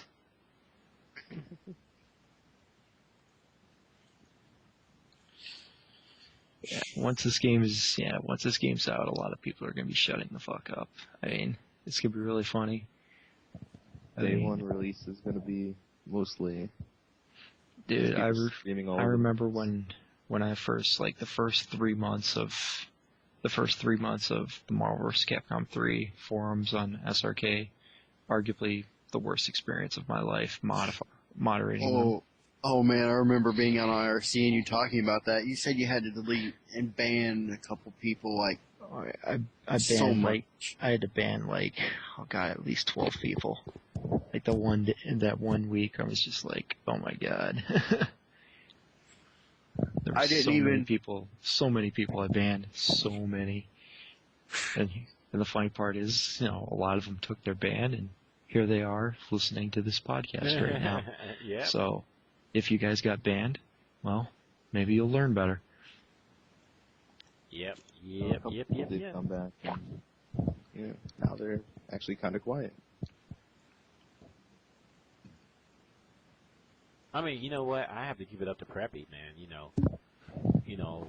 Handling the Marvel vs. Capcom 3 forum, it's going to be real interesting. Okay, Yeah, that's the thing. Is the Marvel 3 forum is crazy. It's gotten a lot better, and Preppy's laid the groundwork in pretty handedly, so. Soon, though, forums will probably break up into sub-forums, as I understand. Yeah, as soon as they break into sub-forums, I think it'll be an interesting time. But we'll see where it goes from there. There's Keits. Where's Keys? There you go. He's in, but I don't think his mic's in yet. Yo. Hey. Oh, there he is. Hello. My Hey, mic went to Keits. the wrong port. So, How I goes think it? his mic is just very low in volume. Are we good? Yeah, I think we're good. I just had to turn you up for a second. Okay. So how goes it? I'm on blah, blah, blah, mouth diarrhea. I am at my mom's house in Florida visiting, and everyone is asleep, so I figured I'd jump on. Excellent, man. So, we were just talking about how X Factor is going to be the X Factor.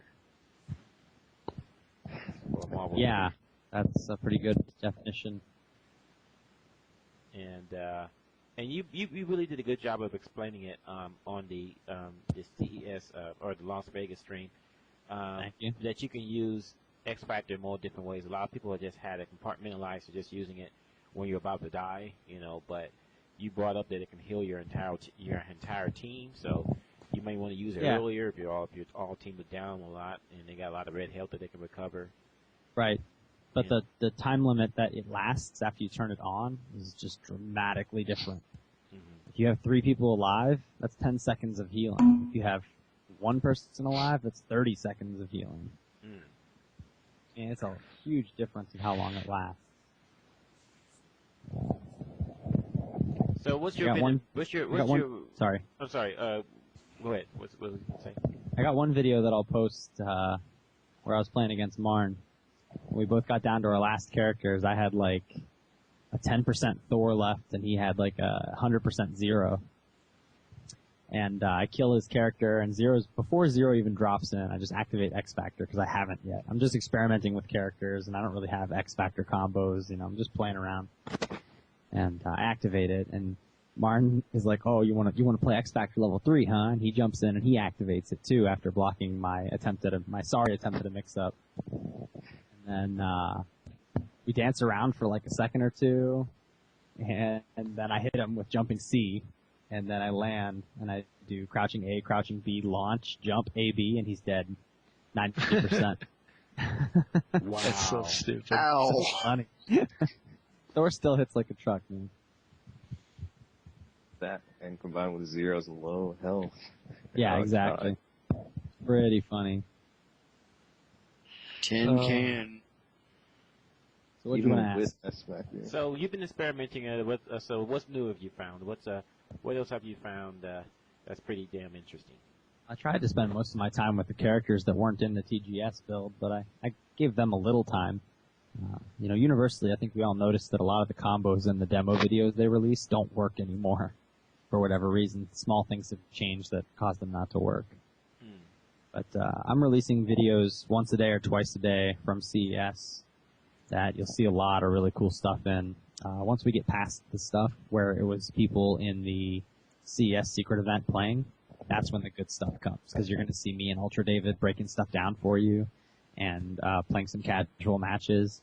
And then later you're going to see like me, Marn, and Ultra David playing some casual matches. There's some really good stuff in there. That's gonna be like Christmas for me, anyways. Yeah, it's like I'm really. But I guess some things I noticed were that when you do that automatic air tech after coming out of air hit stun, you may be able to influence which way you flip out by holding left or right. I have to confirm that. So it's more like a Blaze Blue tech or a Guilty Gear tech where you can flip in a different direction. Which will get you out of some of the weird tech flip mix-ups people might try with Thor or Spider-Man or any other air grab. Very strange. I like that in my Marvel. I actually have a video where I show that you can drop an air combo on purpose with Spider-Man and then make them fall right into ultimate web throw, and they can't do anything about it. But characters looking for that. Characters with a long range enough normal on the way down can hit Spider-Man out of ultimate web throw. So it's not like a sure thing. And we also found out that there is throw protection on incoming characters. So you can hit a character right away when they come in after a KO, but you cannot grab them right away. You could hit them and then try and do something and grab them. But if you try and grab right away, they're invulnerable to grabs for a brief period. So you don't get anything for free. I guess that's not that bad. Yeah, I tried like hell for 30 minutes to get ultimate web throw for free on an incoming character, and it just does not work in the CS build anyway. Yeah, that'd be crazy to get a free ultimate web throw or free level 3 from Hagar or something like that right off the bat. That just seems really ridiculous. And so far for low assists, it's X23 and Felicia, She-Hulk, and Wesker. And then the only high assist we found was Viper. Do you think the newer characters will have an overhead assist, or do you think a Viper is going to be like the only one? Who's left? Hager? I don't know. I'd have to see what they give him. I really couldn't tell you. Yeah. They all act a little differently, you know. Wesker's is a very short startup, low assist. It does not knock down. X23's goes longer range but has longer startup and also does not knock down. She-Hulk's goes long range and has startup.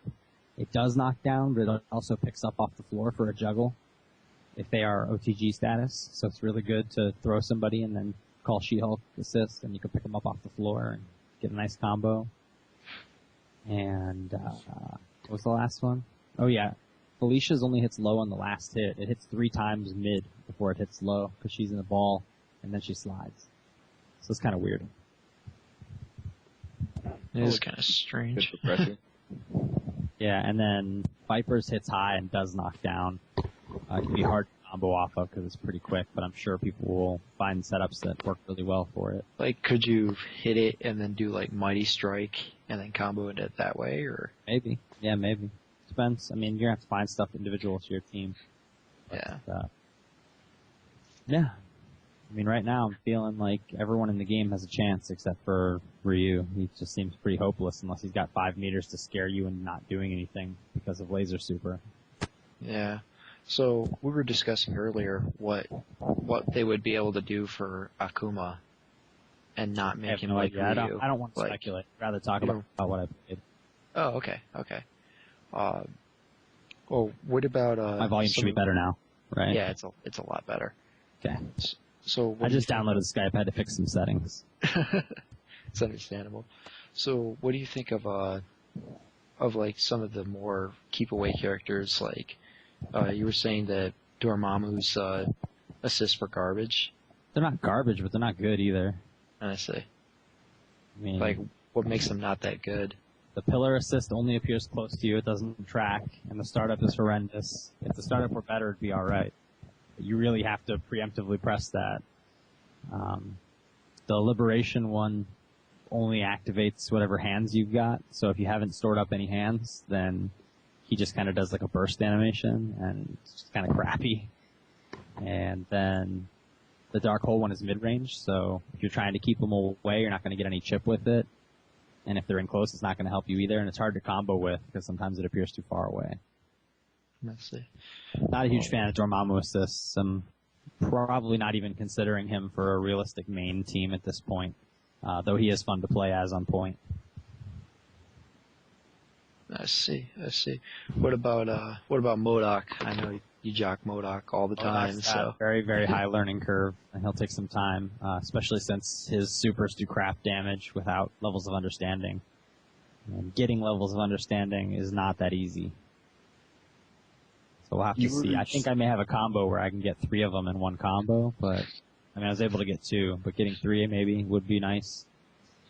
But it goes up to level 9, and like I said, they're not that easy to grab when you're playing keep away. You were saying that it was like you were just getting random levels of understanding whenever you were playing in chat just a moment ago. What's that like? I mean, you just throwing it out? Yeah, I mean, you could throw it out, but it's really hard to get random levels of understanding just throwing it out because they don't sit. You know, they just appear and they disappear. They don't sit around for a while or anything. I believe someone said you can get at least 2 on the screen at once before the first one goes away. Yeah, you can get a second one up as the second one is closing, but that's not as good as it sounds. They're fairly small. And sometimes his reflector has no hitbox. It's just a wall. So sometimes if you put it out and your opponent gets over it, they can get combos that would otherwise push them out of range because they're stuck between you and the wall. So it can be a disadvantage too. So what about Arthur? You know, Arthur has no ground dash. You have no idea how awkward that is. That does seem kind of strange. Like, is his in run? In one video I was watching it earlier. I jumped over someone's super with Arthur, and then I was gonna dash in and punish with a combo, and you just see him step forward twice, and then you could probably picture me making a stupid face like, oh.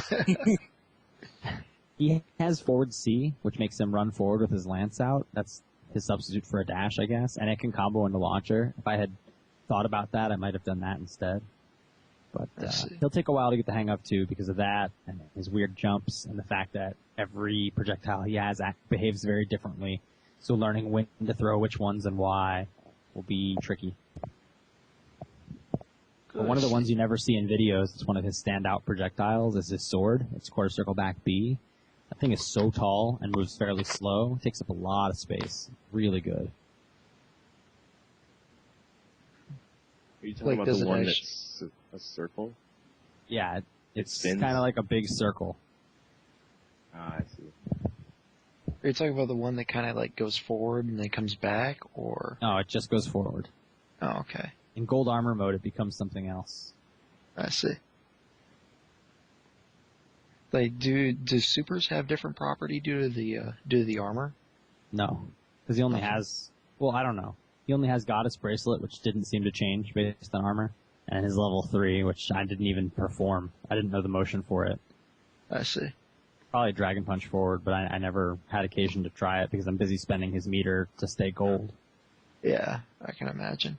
That does the gold stack, or does it just recharge? You cannot refresh gold. You have to go naked when the timer ends. Oh, that's terrible. And then when you summon armor again, you go from naked to silver.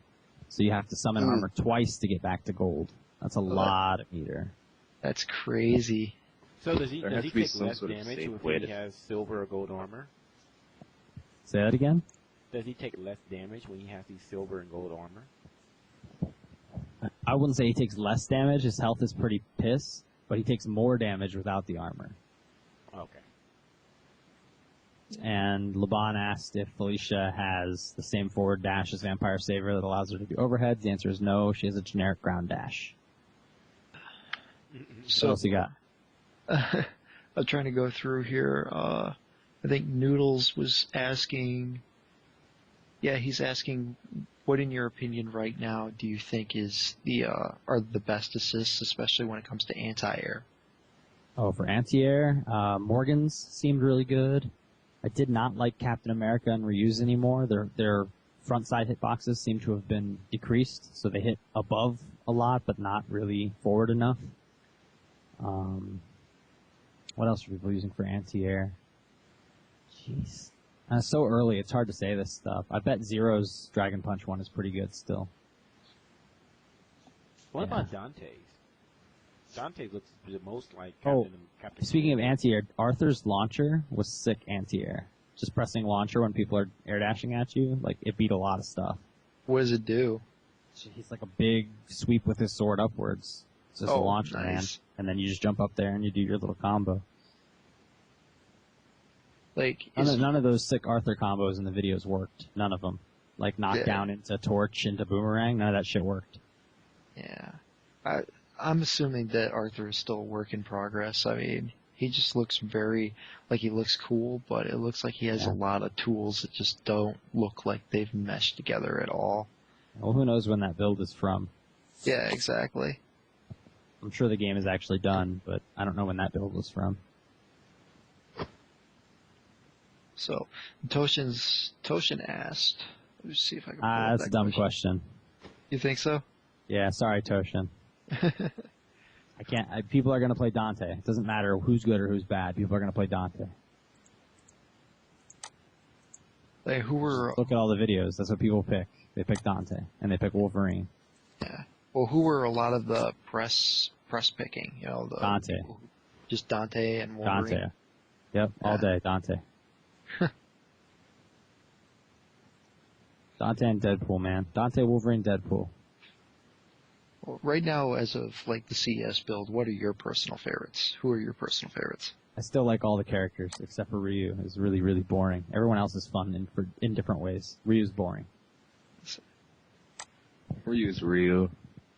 Very I gotta win. average. I gotta win on Marn with Ryu on video, but it was dumb and boring. Yeah, that doesn't give me a lot of hope for Ryu at all. Yeah. I'm trying to think of other questions that. Demon Dash, what do you think about Advanced Guard as of the CES build? There's some weird stuff going on there. Sometimes it pushes people full screen, sometimes it doesn't. I really like to get some training mode open and, really test it. I don't know what's going on there. I thought I remembered someone saying certain things like, Wolverine's moving Berserker Barrage, his hyper one. It doesn't push back. Yeah, I don't know like if it's that based don't on get what pushed. move you're pushing or what character is pushing. It's just like, I really need to get into training mode and do real tests with it to be able to give you real, information.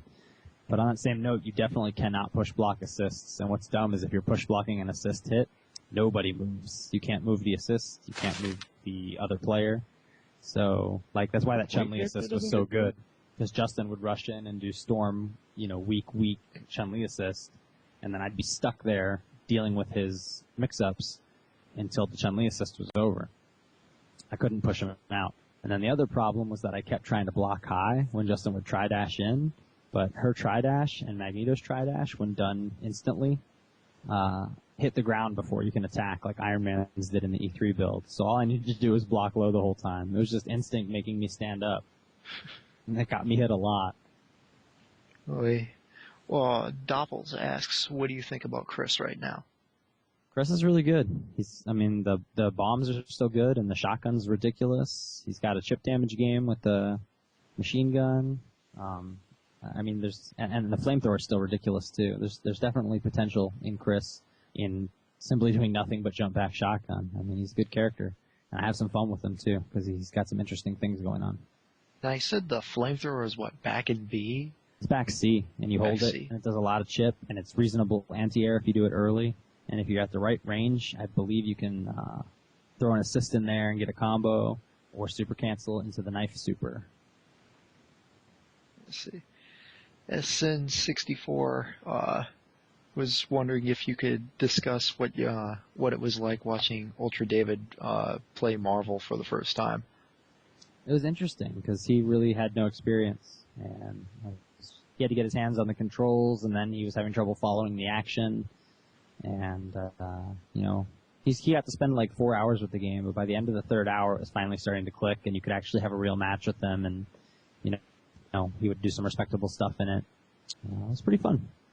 He definitely was converted by the end. He was saying he was considering maining the game because it was just so fun and refreshing, and all the characters were so interesting.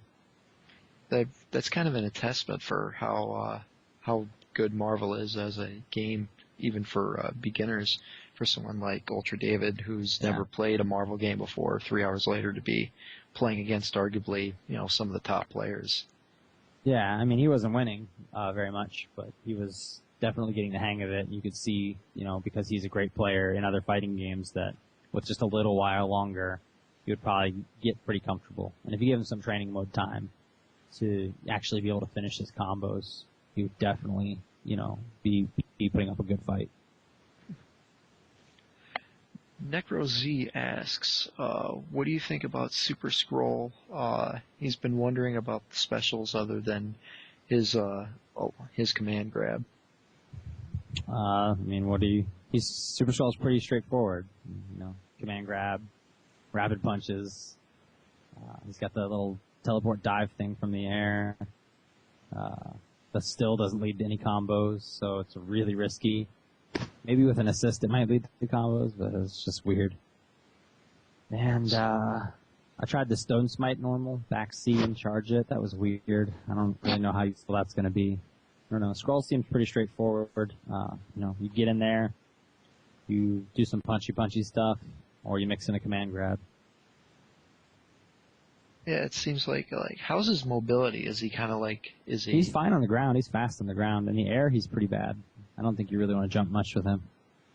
Seems kind of limiting if it's if he's that straightforward. Like, does he have like any type of like crazy combo ability, or is it basically He does get a good couple damage. punches in? You've seen the good combos already in videos. I see. You know, you go punch launch, punch slam him to the ground, punch him on the ground, do your fire torpedo, and that's really it. It's very straightforward so far. Maybe people will find other stuff with him, but maybe they'll find some resets into air grabs or things like that. But Okay. Noodles asks, how solid do you think Hulk is? Hulk's great. Now that the characters actually have different amounts of health, Hulk's clear advantage on health is very helpful. Because like at E3 and at EVO, all the characters have the same amount of health. Even though like Dante was supposed to have less and Hulk was supposed to have more, stuff like that. But Hulk's got good assists universally, like all three of them. He's got good DHC options. He hits pretty hard. He doesn't really have any mix-ups, but he could super armor through stuff if you're smart and you're patient. You know, I still don't think he's that great on point, but as a team member, I think he's excellent. He still can't cancel his dash, right? Yeah. None of the 5 characters that could not cancel their dash before can. So, same problem. Ryu, Chris, Hulk, Doom, and Dormammu cannot cancel their front dashes. So, sounds interesting. Doppels asks, he hasn't heard much about Spencer or She-Hulk. How do you feel they held up in the CS build? Every single video I have of Ultra David playing that I haven't posted yet is of She-Hulk and Spencer. So you'll get plenty of that. Okay. They're both good. She-Hulk is really good, but She-Hulk's got a learning curve because the input for her run is weird, and she can start her track stance run off of certain normals and specials, and there's just layers of complexity there. But she's obviously solid, has one of the top assists already, and hits really, really hard, and has great normals, by the way. Her crouching A is fantastic. Okay. So I'll just ask, who do you think is the most, like, as of difficulty to learn wise, who do you think would be like the easiest for like the beginners, and then who would be like the most difficult for the more advanced players to evolve into? Well, it's going to take some thought. The difficult characters are pretty obvious. I mean, She-Hulk's difficult.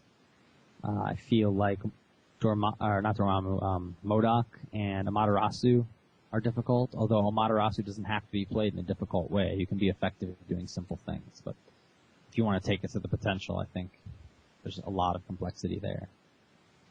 I think for, beginners, maybe something like Morgan, Chris, maybe, I don't want to say Deadpool, I don't think he really suits that. You could play Dante that way fairly easy. Chun-Li, definitely, for beginners, is fantastic. I think the Super Skrull combos are dirt easy, and he'd probably be good for beginners.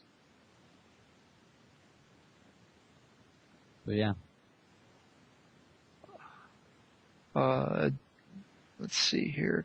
Yes, as far as I know, Dimitri, the armor doesn't go away if he's not on point. He's asking about the gold armor for Arthur when he's not all on point. All power-up mode timers stop when you are tagged out, unless they end immediately. There are a couple that don't carry on when you tag out. Morgan's Darkness Illusion thing, her Dark Force, is gone if you tag. But everyone else's power modes, pretty much, power-up modes, the timers stop when you're tagged out. we have video of that in some of our Shoryuken.com explains videos that'll go up later this week or next week, where we show you that you can put Wolverine into speed up mode, tag him out, and it speeds up his assists. Or put someone in slow-mo, snap back them, or tag him out, and it slow-mos their assists. Or put Arthur in gold and tag him out, and it makes his assists gold armor mode, etc., etc., etc. I believe Spencer's arm grab, it requires a second input, right? He has 2 arm grabs. He has one that's like quarter circle forward and a button, and that shoots his arm out, and then it requires a second input for the follow-ups. There's 3 different follow-ups, and the input timing is weird. It's after it hits, not before. And then his second grab works differently, but it's exchange plus an attack, and you can shoot that in any of the 8 directions. And even if it whiffs, it'll grab the walls or the floor and pull them in. And it doesn't really leave hit stun. Is that kind of like Spider-Man's web zip? Yeah, it's a lot like Spider-Man's web zip, except for it doesn't really leave hit stun. It's also like Spider-Man's only web 4 zip ways. does. Yeah, Spider-Man's web zip is only 4 ways, 4 diagonals. Now, One jump, Spider-Man can get a web swing, an air dash, and a web zip. He can be very hard to catch. I was going to ask you that just He's right very now. hard to catch. There's a clip where I was playing Marn with Spider-Man, and I did it twice where I air dashed over him and then web zipped back the other way. He was just like, come on. He I kept thought going one way to catch me, and then he'd have to run the other way. I thought Seth had said that they had a guy out for that sort of thing. Yeah, it's, I mean, I'm sure people will figure it out, but you can put a lot of trickery in there and get away for a while. I'm sure that's the way they want Spider-Man, though. Yeah, He'll run maybe. around a lot. Okay. Ratambor is asking how much hit stun does Spider-Man do? A very esoteric his question. budget. Yeah, he does 1,000,000 hit stun. I don't know how you want me to answer that. But yeah, I don't know either. His web zip. Web zip, it only leaves enough hit stun to combo if you're already really close. Otherwise, it doesn't. It doesn't leave a lot of hit stun. And later in combos, it's just gonna cause a reset due to damage, or hit stun scaling, I mean. So could you do something like air combo and then slam to the ground and then web zip down and continue the combo, or would that not doesn't work? seem to work that way. The web zip actually has a fair amount of startup in the air. Oh, okay. It doesn't look like it, but from when you press it to when it shoots out to when you start moving is actually quite a long time. Just the animation is kind of subtle, so your opponent really won't notice, and you might not notice in videos how long the startup is on that. That's good. Dormammu's great on point. I found out that you can't block his ground thingy low, so he can stick people to the ground. It's so fun. They can't jump anymore. I love that. It seemed like they slowed down how quickly he can power up his hands, though, in the new build. Just too bad. Because I remember in the old one, I could cut him off before he was even done talking. He'd be like, the power of the power of the power of creation, and I'd have him. But in this one, I had to kind of finish till he was done talking. If I tried to do it too early, I'd just get teleports. I did a lot of random ass teleporting with him. No, I don't have any Phoenix info. What were your biggest impressions of the CES build, since you've played every single build so far, if I'm not mistaken? That the game is super fun. And I want to play it again right now.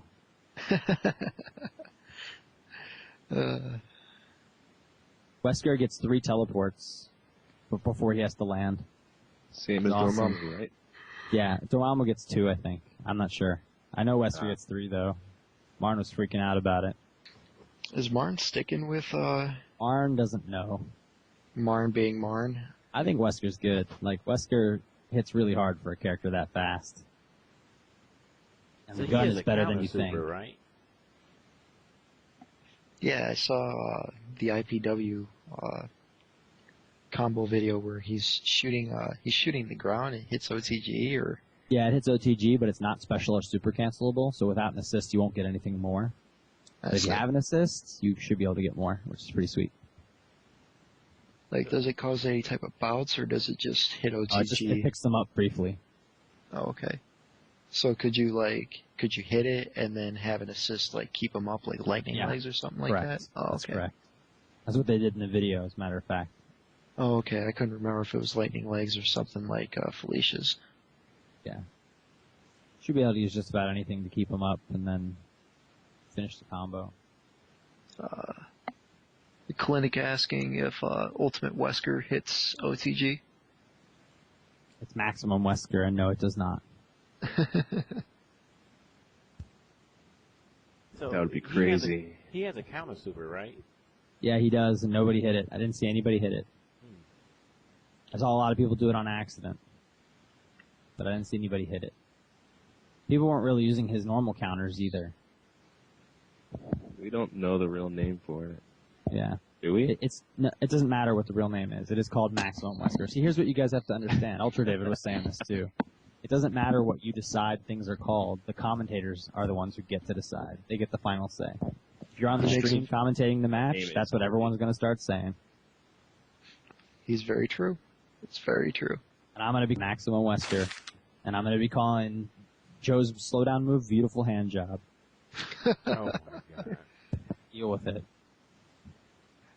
Will that be okay when you get sponsorships?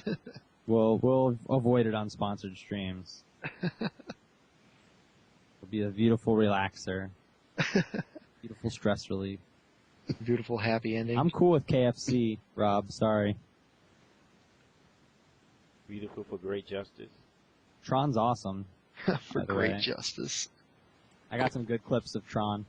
Like when we were playing with Marn and stuff, and Ultra David, they were playing their teams, but I pretty much picked different characters every game because I wanted to experiment.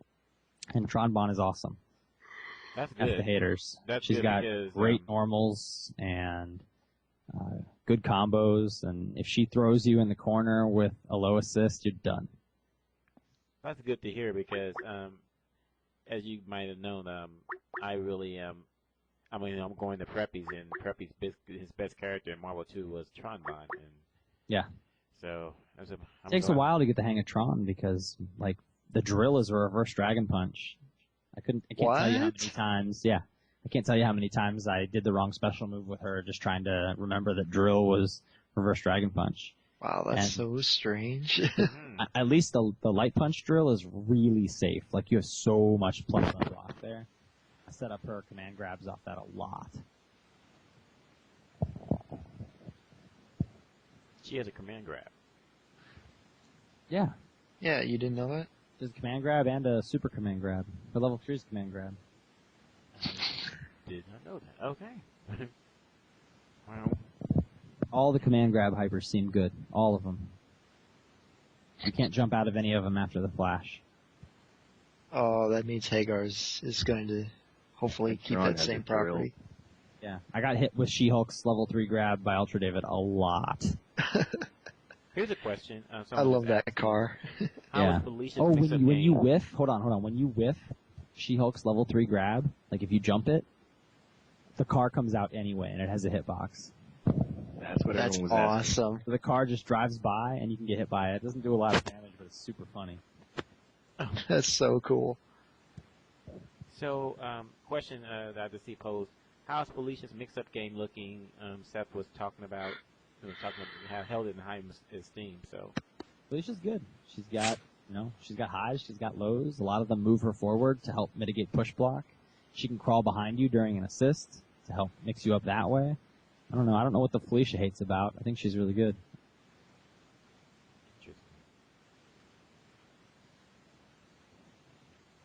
Zero Jules is not nearly as threatening as in TVC thanks to push block, but he's still good. He does great normals, great. He's got that run instead of a dash. He's got some new stuff as well. He can still teleport through you and call an assist. I mean, don't know what you want me to say. Everyone in that game is threatening except for Ryu. just how beautiful that game is, because I still don't see a whole lot of videos of it, in high resolution. Yeah, wait till you see our direct capture stuff. We direct captured that whole stream. I hope you figure out a better way than fucking than YouTube to post that because We I might want to put see them it. up in a zip file somewhere or something. I don't know. Yeah. We'll see. I've got to see that in all its glory. It's the frustrating thing about a lot of this stuff is, Once the game comes out, there will be direct feed everywhere. well, of course, but So yeah. it's just like I cannot fathom how beautiful that game is until I actually get to see what it looks like without compression and Delirium changes of asked if push block is going to screw up rush down. No, you need to watch more videos. You can't push block assists, so if you are assisting properly, push block will not screw up your rush down. Noodles There's was certain moves that won't get pushed, so gotta figure that out too. Yeah, Noodles was there's asking. a lot of complexity in the push block system. Noodles was asking how are tri jumps in general, are they as good as they were in Marvel 2? Yep. I got Justin to say out loud on the stream that Marvel 3 is faster than Marvel 2 when played properly. It does look faster to me. in People some who are ways, saying it's especially not are better. just saying that because nobody knows how to play yet, you know. But it's there. You can barely see frickin' X Factor Chun-Li moving. She's ridiculous. And you know, Storm and Magneto are that fast too. Magneto's tri-dash looks very fast. I can tell every time it's me playing Magneto because I shoot weak EM Disruptor over and over again. That shit is so good, so fast. It's just like Disruptor, Disruptor, Disruptor, Disruptor, Disruptor all day. Like, fine, pick the Hulk. I'm just gonna EM Disrupt you until you're done. What's up, Ward? What's going on? Can you actually hear me this time? Yeah, I can hear you. Oh, Warp, what's up, man? Yo. You know. I was actually commenting on the Felicia thing, and I realized that nobody could actually hear me. Oh. That's bad. So, yeah. I have some vids of me playing Felicia. I was able to land her ground combos into the slide and link that into the launcher, finished a combo with a knockdown into her OTG normal, which is down forward B, but I was not able to get the super afterwards. They bounced up too high or something. Maybe I wasn't doing it fast enough. I see. Well, as some of you know, Felicia, in my initial team, Felicia is going to be my second character, so. Did you know Felicia's the only character in the game who can set up her own unblockables? No, I did not know that. Oh, How does now that you know. work? Oh, With the helper super? Yep, summon her little helper that hits overhead, and you do a low right as it hits. She can set up her own unblockables. No one else can do that. That sounds very promising, actually. You know, I came up with my team just on the gimmick of the name, and the more I see, the more it actually looks like it has a really good chance of being a strong team. It'll work. You turned very quiet. Yeah, Keits, you just died all of a sudden. Hello? Am I dead? No, you're all right. You just got real muffled and quiet all of a That's what sudden. I was got- talking real quiet. 'cause Yeah, you it's just late, seemed people went to dead. sleep. You were just virtually dead, kind of like the Cleveland Cavaliers right now. Duh. The game is 99-49 right now. That's embarrassing. 99-49 in a pro basketball game with 6 minutes to go, so it can actually get worse. Do you guys have any other questions? Anything else? Yeah, when can I play this game? February 15th. Or Approximately. February 10th, depending on how fast it gets leaked. One thing I was noticing by watching a lot of videos and you know, just basically checking out feedback, it seems like people who were initially kind of hype about Dormammu seem to have either soured on him or don't really feel like trying to play him at this Dormammu? point in time or something. Did you- Dormammu's good, man. Dormammu's really solid. I'm not feeling his assists.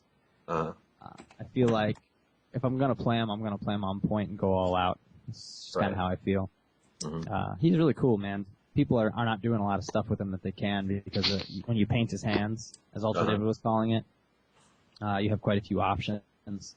Like if you paint your red hand 3 times, you get a full screen, basically instant punish. That does about the damage of a level 1 super, and I believe you can super cancel it into the flame super and do a lot of damage. Hell. Then when you pick your blue hand 3 times, you can do basically an instant full screen low hit that makes it so they can't jump for like 6 seconds. So then you can just shoot all kinds of shit. They can't do anything about it, and you can get a bunch of chip damage for free. So is it actually better just to have like charge one color rather than all 3? Depends. The meteors are sweet too because like if you hit with one of the towers, it bounces people up so high that you get 2 free charges on your hands before they can even see you doing it. And then you can wait for people to like super jump at you and then do one of the meteor things. So it's like 2 blue, 1 red, or 2 red, 1 blue, and then activate that shit. And they don't see you do the animation at all. So they're just super jumping at you or whatever. And then suddenly meteors are falling from the sky doing like rape damage. Shit's really good.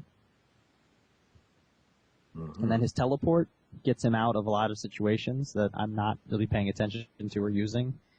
And he has air dash, and a couple of his normals are pretty decent. And you can stick that fire puddle on the ground. Sometimes you get hit out of it, and they still land in the fire puddle, and you still get a combo.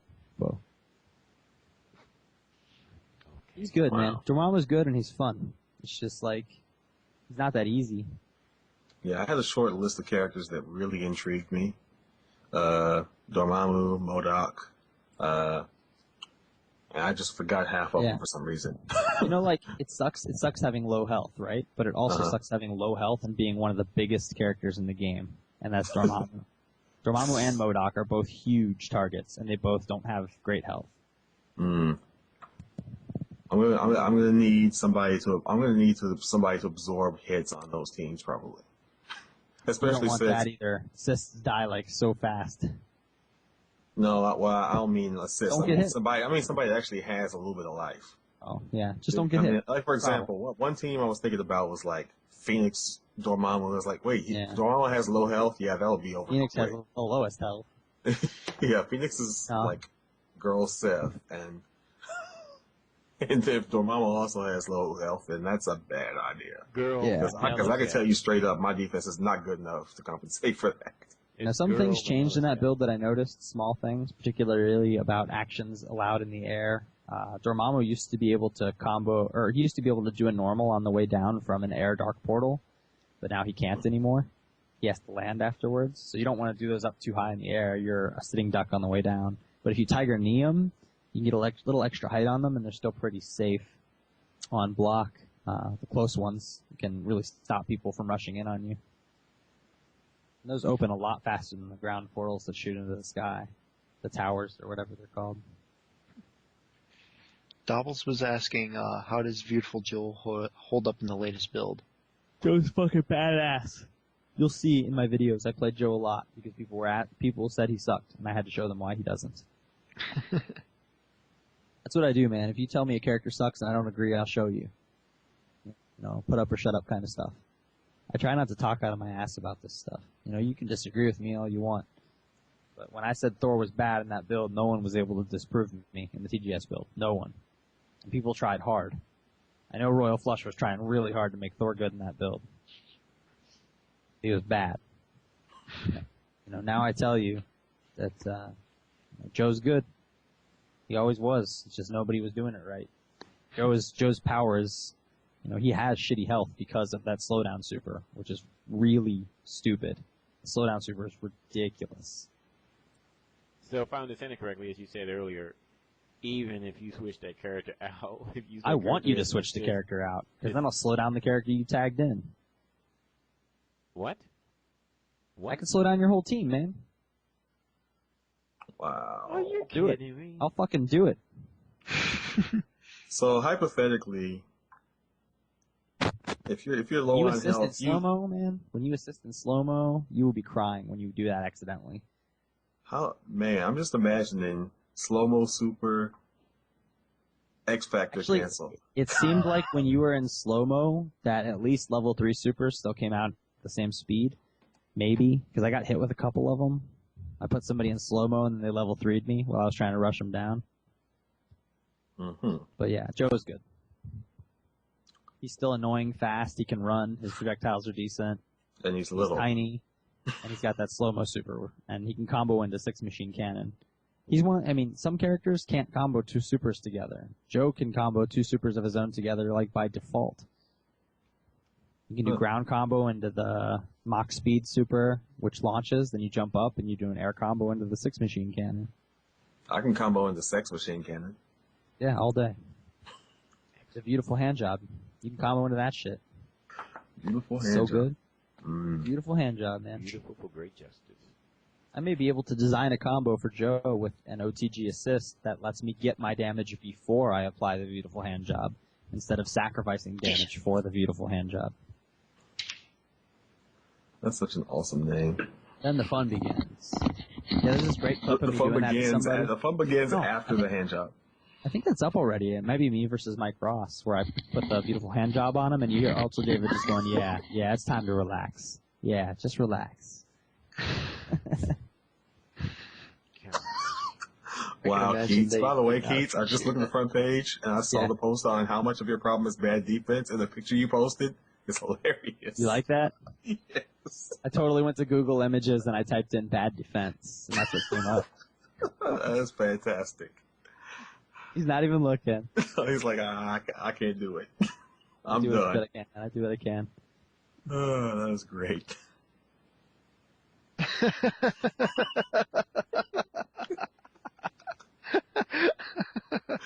Isn't that awesome? Oh my god, that's the best one. Oh, that's so good. That's so funny. He was like, nah. Hey, I got a question for you, Keith. Okay. Which character are you looking forward to that hasn't that hasn't been shown yet? Sentinel. Shinko. If That's for me. both of them, but I want to see the I want to first see a thing I level thought 310 Reinhardt. That would be so awesome. before I even suspected that Sentinel was in the game. The first thing I thought when I saw Tron in the game, Tron Bond's animations, was I want to see what Sentinel would look like done by this team.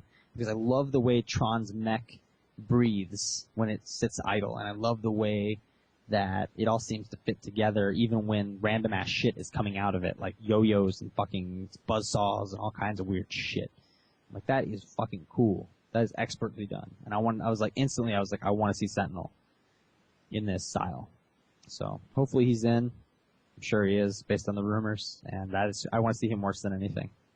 I'm really looking forward to Shinko, Lele, whatever you want to call her, which I never understood why they changed it from Lele to Shinko. The rumor is that when you tag with Beautiful Joe, he calls Akuma Goki, and he calls Shenko Lele. That's awesome. I remember reading that. That would make sense. That would be a cool little detail. But I just don't understand why they changed her name in the first place. Because Lele was harder to pronounce than Shinko, I guess. Apparently so. I know I have a lot more trouble. But she is one of the most unique well, not Capcom, but just unique characters, period, in like any fighting game.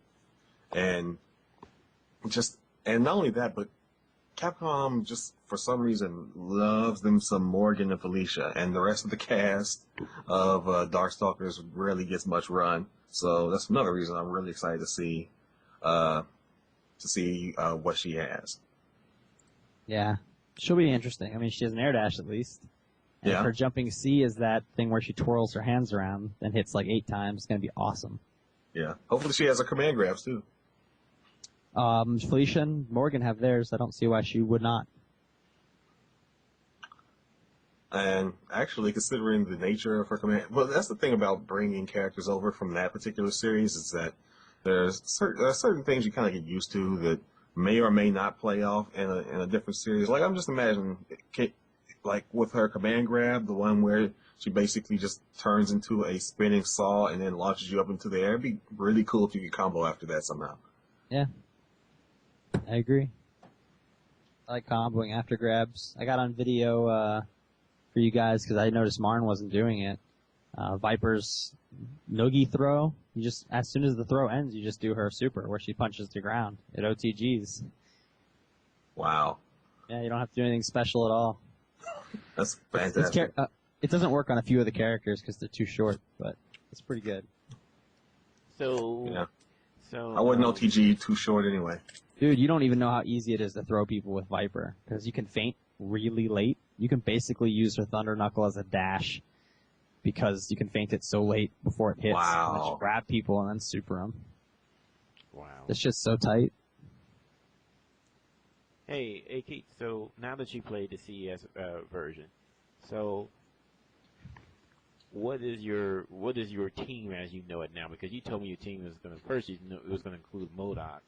Yeah, I So- don't know, dude. I really don't know. I still want to try and main MODOK, but I don't really know who complements him yet. I'm not comfortable with him at all yet. I'm still very interested in MODOK, but man, learning curve. Yeah, the learning curve is way up there, but that didn't scare me off from Tekka Man Blade either. You know, he had a higher learning curve in TVC, and I made that shit work. I'm not unhappy about that. I'm not. I mean, it kind of makes me feel good to know that there's high learning curves for the character. That means there's longevity in the franchise. Yeah, So- there's a lot of high learning curve characters. You know, Oh, yeah. if you watch videos of Marn playing Viper, I don't think he feints anything. He could have been feinting burn kicks and doing all kinds of crazy ass shit. Yeah. Oh, Bunk, you remember the last show I was on anyway? We were talking about tiers and things. I said, I would like to go back to say like 2000 and see Marvel vs. Capcom 2 tiers. Yeah, you can sent do me that. the link. Yeah. That was funny as shit. Did you catch that link? Because somebody linked from All Games SF2. Yeah. The tier discussion from like 2000 2001. Yep, Iceman, baby. Wow. All day. Not even Iceman. Somebody was seriously making going in hard on the argument that Dawson is better than Magneto. Yeah. But it said Dawson was better than Magneto. He's better than Cable. He was basically number 4 or 5 in the game. Right. Dawson. People are going to have opinions like that, you know? Mm-hmm. It's You all know about what? getting out there and improving it. And in a game like this, where they can patch it, or where the balance is just better from the offset, because they understand fighting games a lot more now than they used to, and they've had a lot more time with this game than they did in Marvel 2. You know. But that was one of the primary topics of the discussion. Then was people get really hung up on tier lists, and I'm just saying. And my whole thing was okay, tier lists are basically a snapshot of how people are playing at any given time. It doesn't necessarily. It's not really an indication. It takes a lot to break down things. I mean, for example, Third Strike tier lists have changed recently. And that game is 11 years old now. So I don't think tier list means anything anymore. The day and age where you can patch it. I mean, you're looking at Super Street Fighter in that 4. case. But this was also part of the argument over AE and how they changing things. Like before, you could feel like you have a really good understanding. I mean, they might be patching things that weren't that good after all, and there might be other things that didn't get added or didn't get patched that in the long run turn out to be stronger or more broken. That's heresy. That's heresy to think that the programmers may know something that the players do not. I mean, what a freaking idea, But it's one of those things where I like the fact that I know that people like Super Street Fighter 4 hasn't run its course yet before you think about changing the characters. But I like the fact that there's a certain bit of unknown, or you're not totally sure. To me, there's a certain allure to that, to know that there's no consensus on anything, because I feel like that allows people to really explore instead of just automatically gravitating to what works, to what's cheap. You know what? Right. At in TVC, I just rocked one team. I was like, this is my main team. I don't switch very often. Mm-hmm. But I think in Marvel 3, especially for the first few months, I actually might rock a gimmick team and see how many people I can scrub out. And I won't even bust out my real team until somebody can defeat the gimmick. I'm kind of thinking of doing that too, if for no other reason than just give me different perspectives and different angles on things. I'll get practice in with my main team. Like, this is what I'm gonna fall back on if I absolutely need to win. But I'm gonna go in trying to do different things when I play. You want a nice gimmick team, dude? And I know Sawa's gonna hate me for this, but like Wolverine Amaterasu is like serious gimmicks. Oh really? Yeah. Dude, I was thinking you're gonna say like Joe. No. What was it? You dash in, like you press Joe, Amaterasu, and Arthur. Okay, dash in with Wolverine, press A, B plus Amaterasu assist, and then Team do standing half with. circle back plus B or half circle back plus C. Pick one. Uh-huh. One hits on the front, one will hit in the back. Sounds like nonsense. It's fast, too. And if that nonsense hits, the Amaterasu assist will hold them long enough for you to dash in and get a combo. Whatever you want. Full combo. Total nonsense. So fun. Put them in, and if they're fast enough to block that, because I could block that, then put Wolverine into Berserker charge mode and start it up again. Nobody's blocking. Not on reaction. Shit's so fast. Give him the Berserker massage. Yeah, exactly. Just put them into speed up mode and start running that shit again. Fantastic. I just can't wait, man. I don't know, man. It's how can it be January 15th, man? It's Martin Luther King's I'm birthday. ready. What better way to honor him by releasing Marvel vs. Capcom 3? Wow. Well, if you guys have any final questions, I'm gonna get to bed soon. So it's actually 1 a.m. here. Oh, that's right. Yeah. I'm sorry. Anything else? I'm choking already. Game ain't. Last chance, guys. Any other questions? Well, you know what, Keits? Thanks for taking the time out to come on the show and, while everyone's asleep to answer some of our questions. We do appreciate you. Absolutely. We do appreciate your insights, and we look forward to your videos, and we thank you for the ones you've already put up. And, Yeah, they're coming. I just don't want to release them all at once because then you guys will just ignore most of them. You'll only focus on a few. If I release them a few at a time, everybody will see all the content. You should be a drug dealer. Okay. Yeah. Wow. All right, man. So yeah, I'll go ahead and let you go, man. And of course, we'll be talking more again soon. Yep. Talk to you soon. Thanks for having me, Ben. Anytime. Night, guys. Good night. Good night. Have a good night, Keats. Damn. Well, Every I guess time I that's it, interview him, I guys. get more hype. We've said everything that needs to be said right now. Yeah.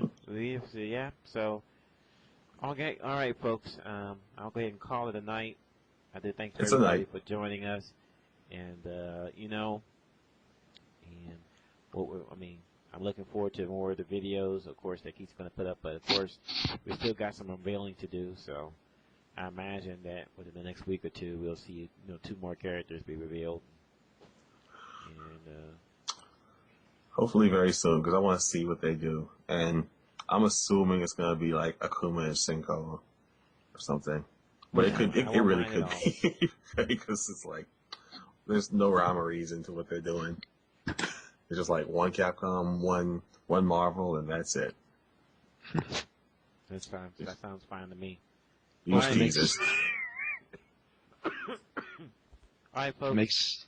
If it makes anybody feel better, and you can't wait for Marvel 3, you've got options. You can still play Marvel 2, you can play TVC, or you can play Arcana Heart 3, who comes out tomorrow. So Please play TVC. I don't even have a Wii. I like the game. I played it a lot before I moved. Well, the first version, not UAS. I played it a lot. I played the other one a lot. You know what? Back before I moved, but I don't have a Wii. Yeah. You know what? If they pull off Sentinel really good, like I think they will, I think that might be the character that really bring the Marvel heads in. Oh yeah. Well, a lot of Marvel heads.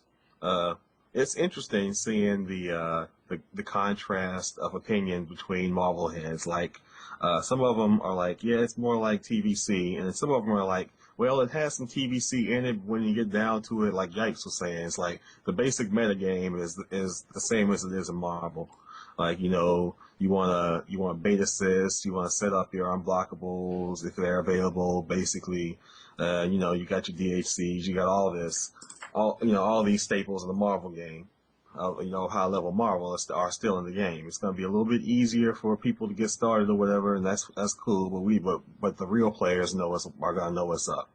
One thing I've been kind of noticing, something that is in Marvel too, but not to the same extent. You notice how many times Marvel was able to kill people by doing DACs when they're not expecting it.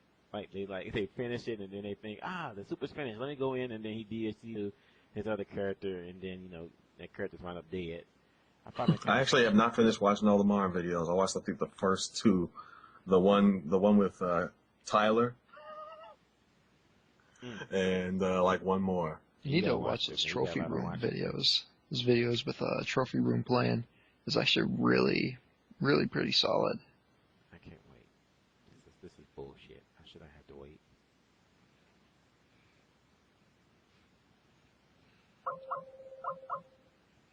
What the hell was that?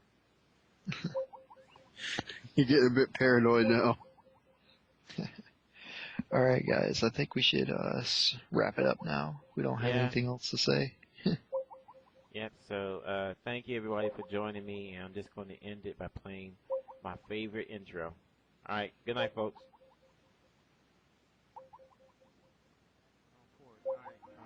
Yeah, I'm here. Jack in the wrong court, no homo. Yeah, no homo. Well, I mean, you can't do it. Well, you don't have to do it no homo because you can't put it. There's only one hole for a man, so you can't accidentally put in another hole. You know what I'm saying? But that hole is the homo hole. Yeah, but my original statement was that I put the jack in the wrong hole, so that means that it has to be somebody with two holes. Oh, I see. Okay, damn. That's okay, damn. Show me them toes. Let me see what's up with that pinky toe. AlphaISM Radio. This is the first time in literally a decade that we have a substantial chance of growing this community. But that's exactly what you're saying. You're saying that morals are opinions. I'm saying is, where do you draw the line? You're asking me on national radio with millions of listeners of uncircumcised. Yeah. Characters' hands are up. The animation changes when they're out of box time. Little things like that. Pay attention to what's going on. Yeah, they were talking about fucking Hector's tacos. There's stuff in between. Oh my god. Yeah, maybe I shouldn't understand Spanish anymore. It's good to get a tournament. Because A, I know how to run a tournament. B, ain't nobody gonna argue with me. Nigga, I will choke you off. Sweet tenant. Fuck. Sweetie tenant. It's sweet fucking tenant. I'm not the one to go boycott. It's sweet boxing. Dude, we boxing, not we tennis. Sweet boxing. What's longer before I pass on? I just want to get some baptism before I go. I'm great, Justin.